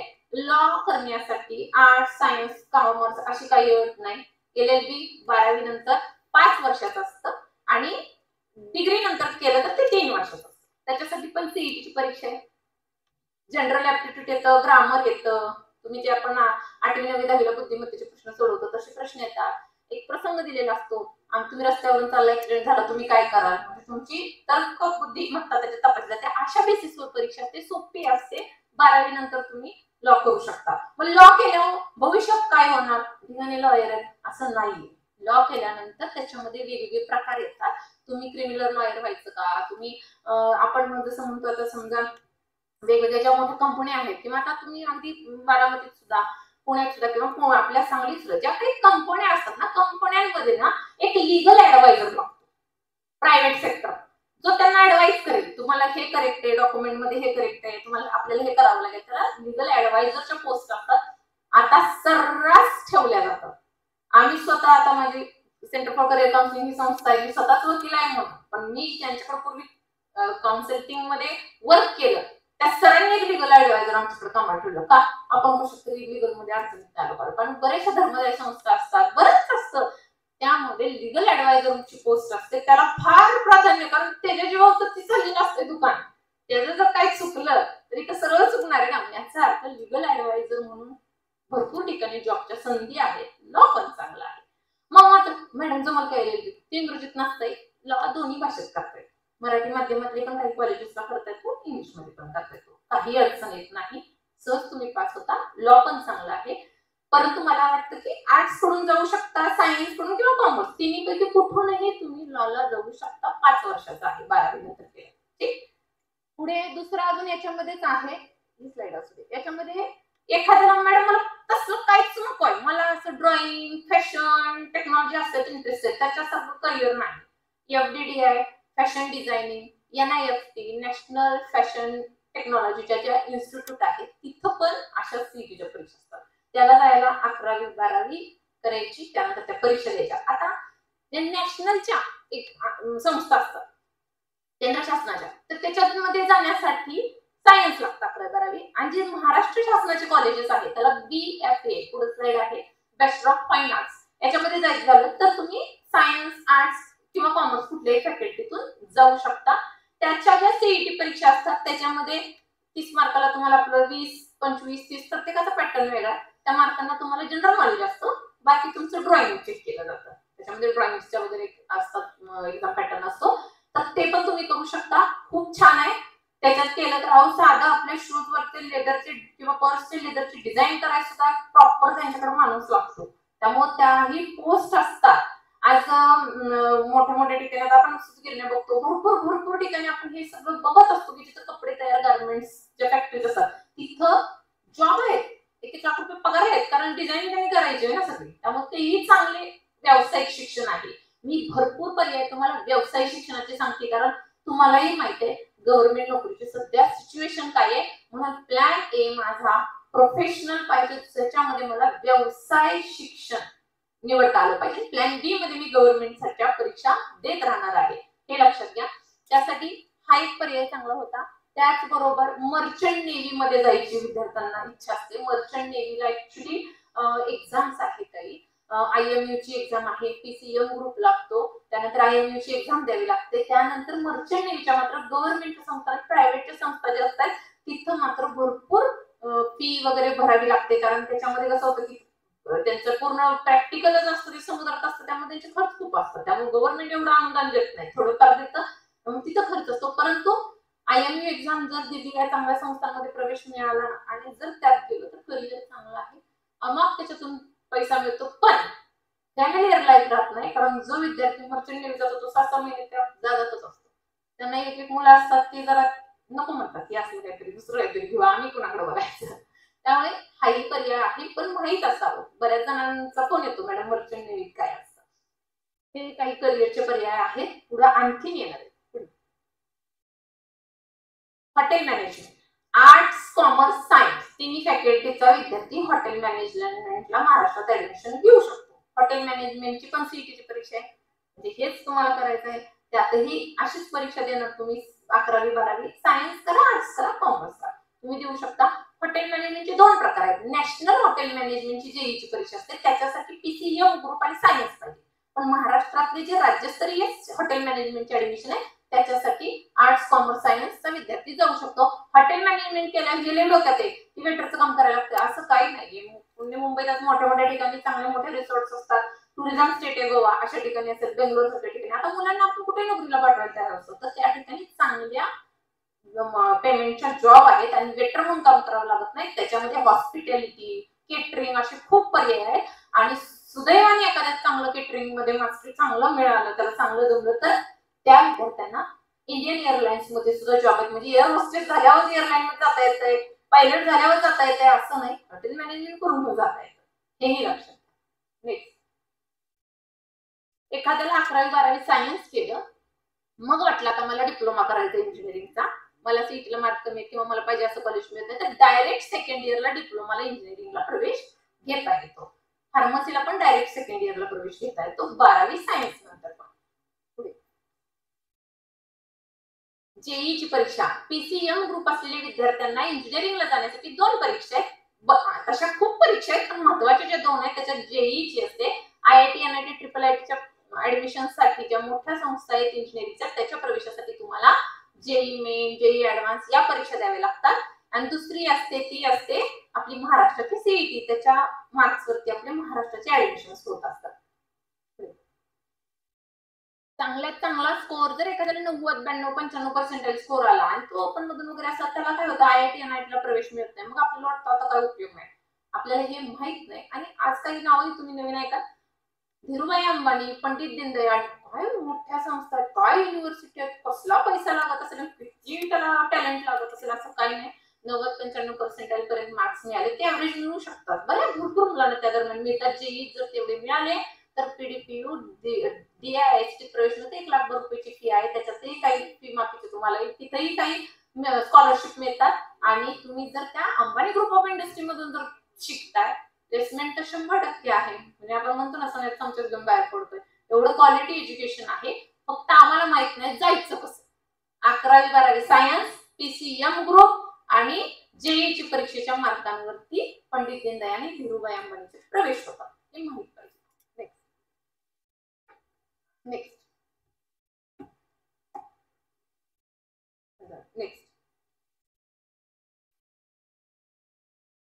बीटसॅट आणि अजून एक पुढची स्लाइड घ्या. बीटसॅट आणि व्हीआयटी एक आहे. Next slide.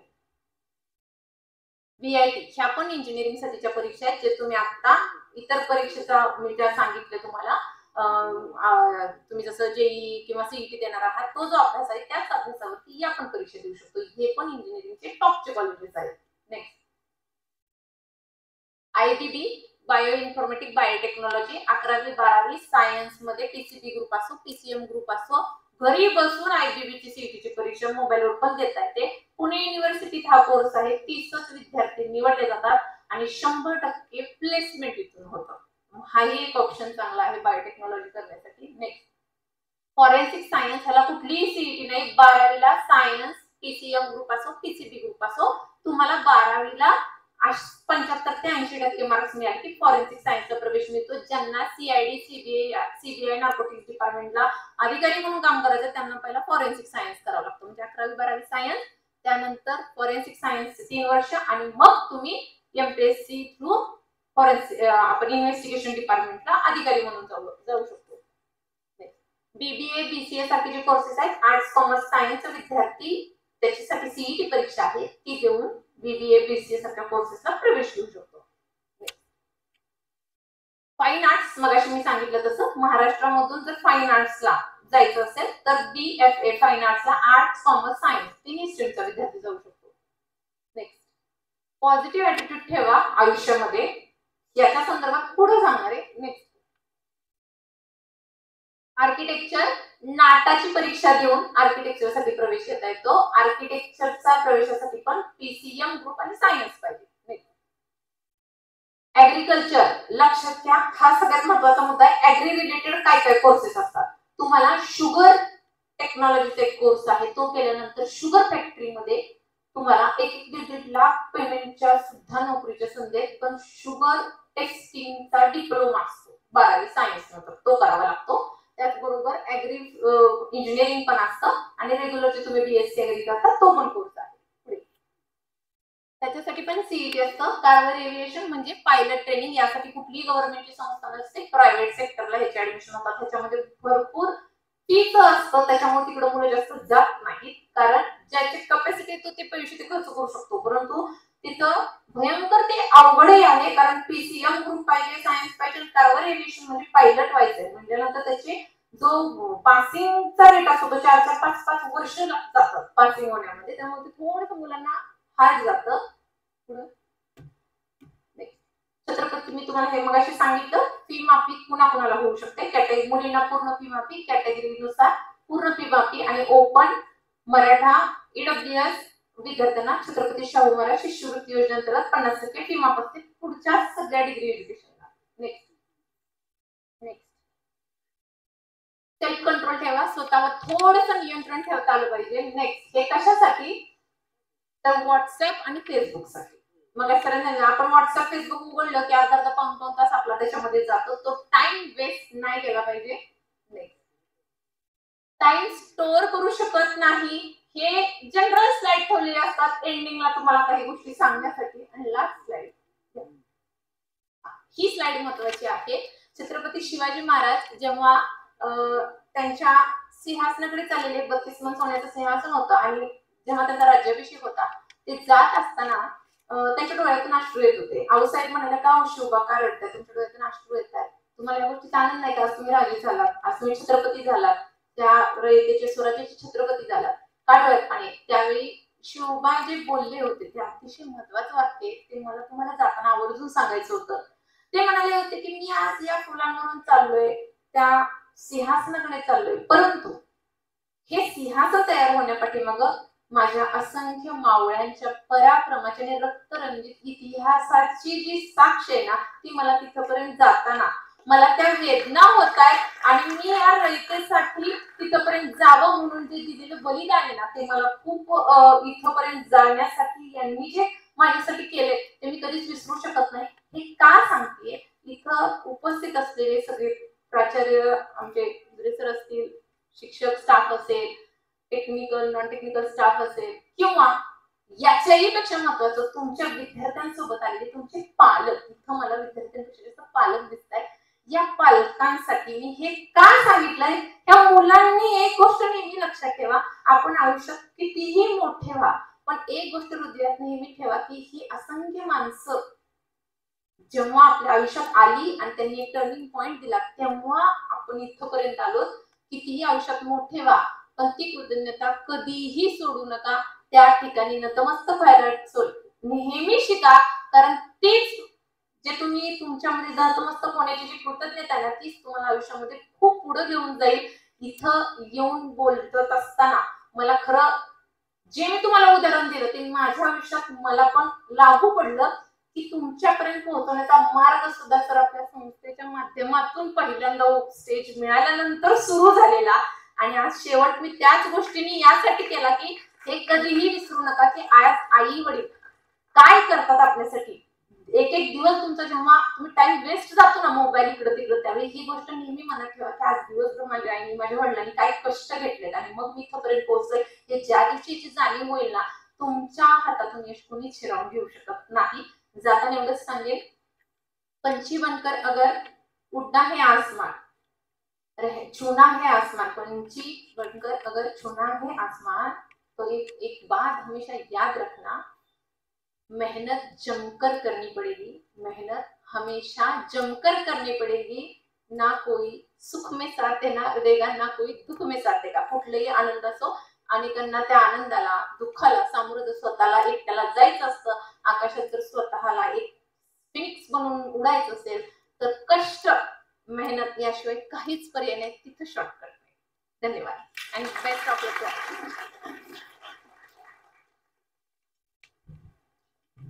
धन्यवाद मॅडम. खरं तर खूप छान असं मार्गदर्शन आपण केलं. करिअरला शॉर्टकट नसतो, हार्डवर्क केल्याशिवाय कोणतंही यश आपल्याला मिळत नाही. संधीचं सोनं करा हे सांगतानाच गुणवंत प्रज्ञावंत विद्यार्थी घडावेत यासाठी महाविद्यालय प्रयत्न करत असल्याबद्दल त्यांनी महाविद्यालयाचं आपल्या कौतुक केलं. धन्यवाद मॅडम.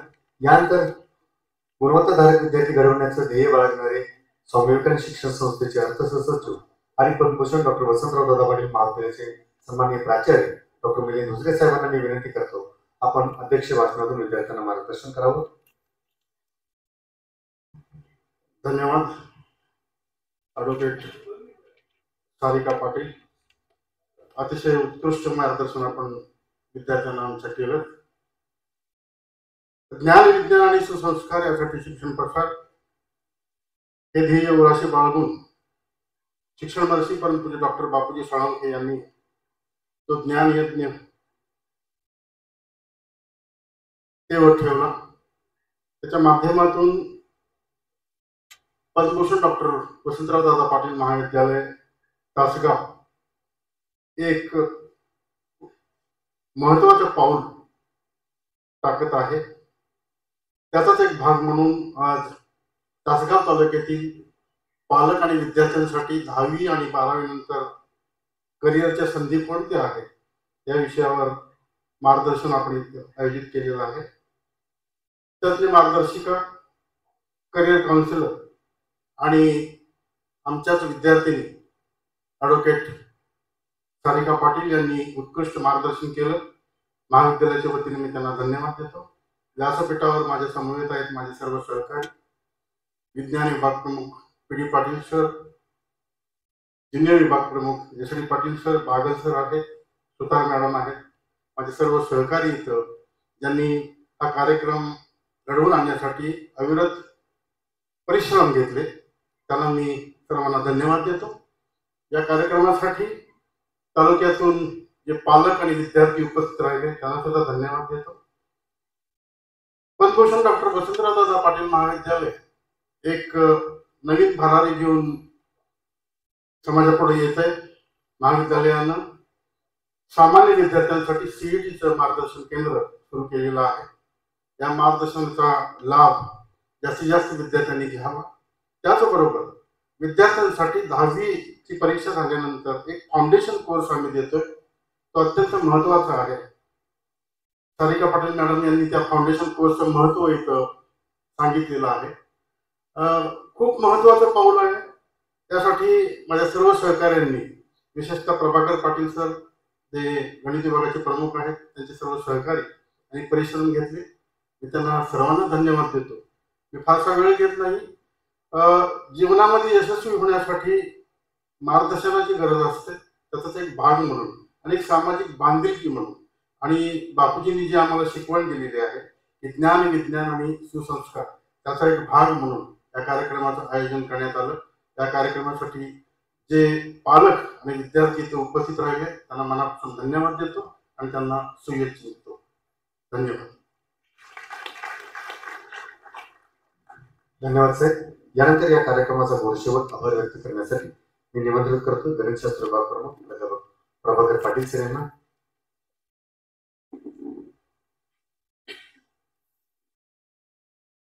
आजच्या जागृत पालक आणि विद्यार्थ्यांसाठी जो कार्यक्रम आयोजित केलेला आहे, या कार्यक्रमाचा शेवटचा आभार प्रदर्शन खूप कमीत कमी वेळेत व्हावं असं सर्वांना वाटतं आणि त्या भावनेचा आदर करून मी कमीत कमी वेळेतच आभार प्रदर्शन करतोय.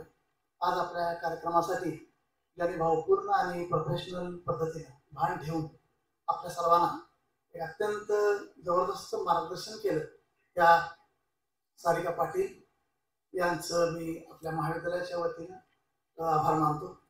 त्याचबरोबर आपल्या तासगाव नगर परिषदेचे मुख्याधिकारी, त्याचबरोबर प्रशासक पृथ्वीराज पाटील हेही प्रमुख पाहुणे म्हणून आपल्या या कार्यक्रमाला उपस्थित राहिले. त्यांनी सुद्धा वास्तव दर्शन काय असतं किंवा वास्तवाचा हा जो भाग आहे भवितव्याचा, त्याबद्दलचं आपल्यापुढे एक प्रबोधन मांडलं.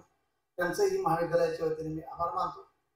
त्याचबरोबर या CET किंवा JEE या कार्यक्रमाचे जे समन्वयक आहेत प्राध्यापक पी.डी. पाटील यांनी या कार्यक्रमासाठी अत्यंत मोलाचं योगदान दिलेलं आहे. त्यांचंही या कार्यक्रमाच्या निमित्तानं मी आभार मानतो. तसेच सर्व ज्युनियर विभागातील सगळी फॅकल्टीज आणि तसेच नॉन टीचिंग स्टाफ ज्याने हे कार्यक्रम घडवून आणला त्या सर्वांचं मी आभार मानणं माझं मी कर्तव्य समजतो. तसंच जो पालक आज संभ्रमात आहे, गोंधळलेला आहे, त्यांना कोणतं काय करावं याबद्दल प्रॉब्लेम आहे, ते सर्व पालक आणि विद्यार्थी यांच्याही आज आपण इथे उपस्थित राहिलात आणि अत्यंत चांगल्या प्रकारचं आम्हाला सहकार्य केलं. इथून पुढेही आपण सहकार्य कराल. कोणतेही प्रश्न कोणतीही शंका जर आपल्याला असेल तर ते आपल्या महाविद्यालय आमचं निश्चित सोडवेल. तुम्ही आमच्याबरोबर संपर्कात राहिलात तर तुम्हाला निश्चित आनंद मिळेल. इथून पुढे संपर्कात राहाल अशी आशा. तर या सर्व पालक आणि विद्यार्थ्यांचे मी महाविद्यालयाच्या वतीनं आभार मानतो आणि हा कार्यक्रम इथं संपला असेल. धन्यवाद सर. आपण या कार्यक्रमाची सांगता पसायदानाने करतोय. सर्वांनी जागेवरती बसायचं आणि हात जोडायचे. आपण पसायदान घेतोय. पसायदान म्हणण्यासाठी मी प्राध्यापक अरुणा सुतार मॅडम यांना विनंती करतोय.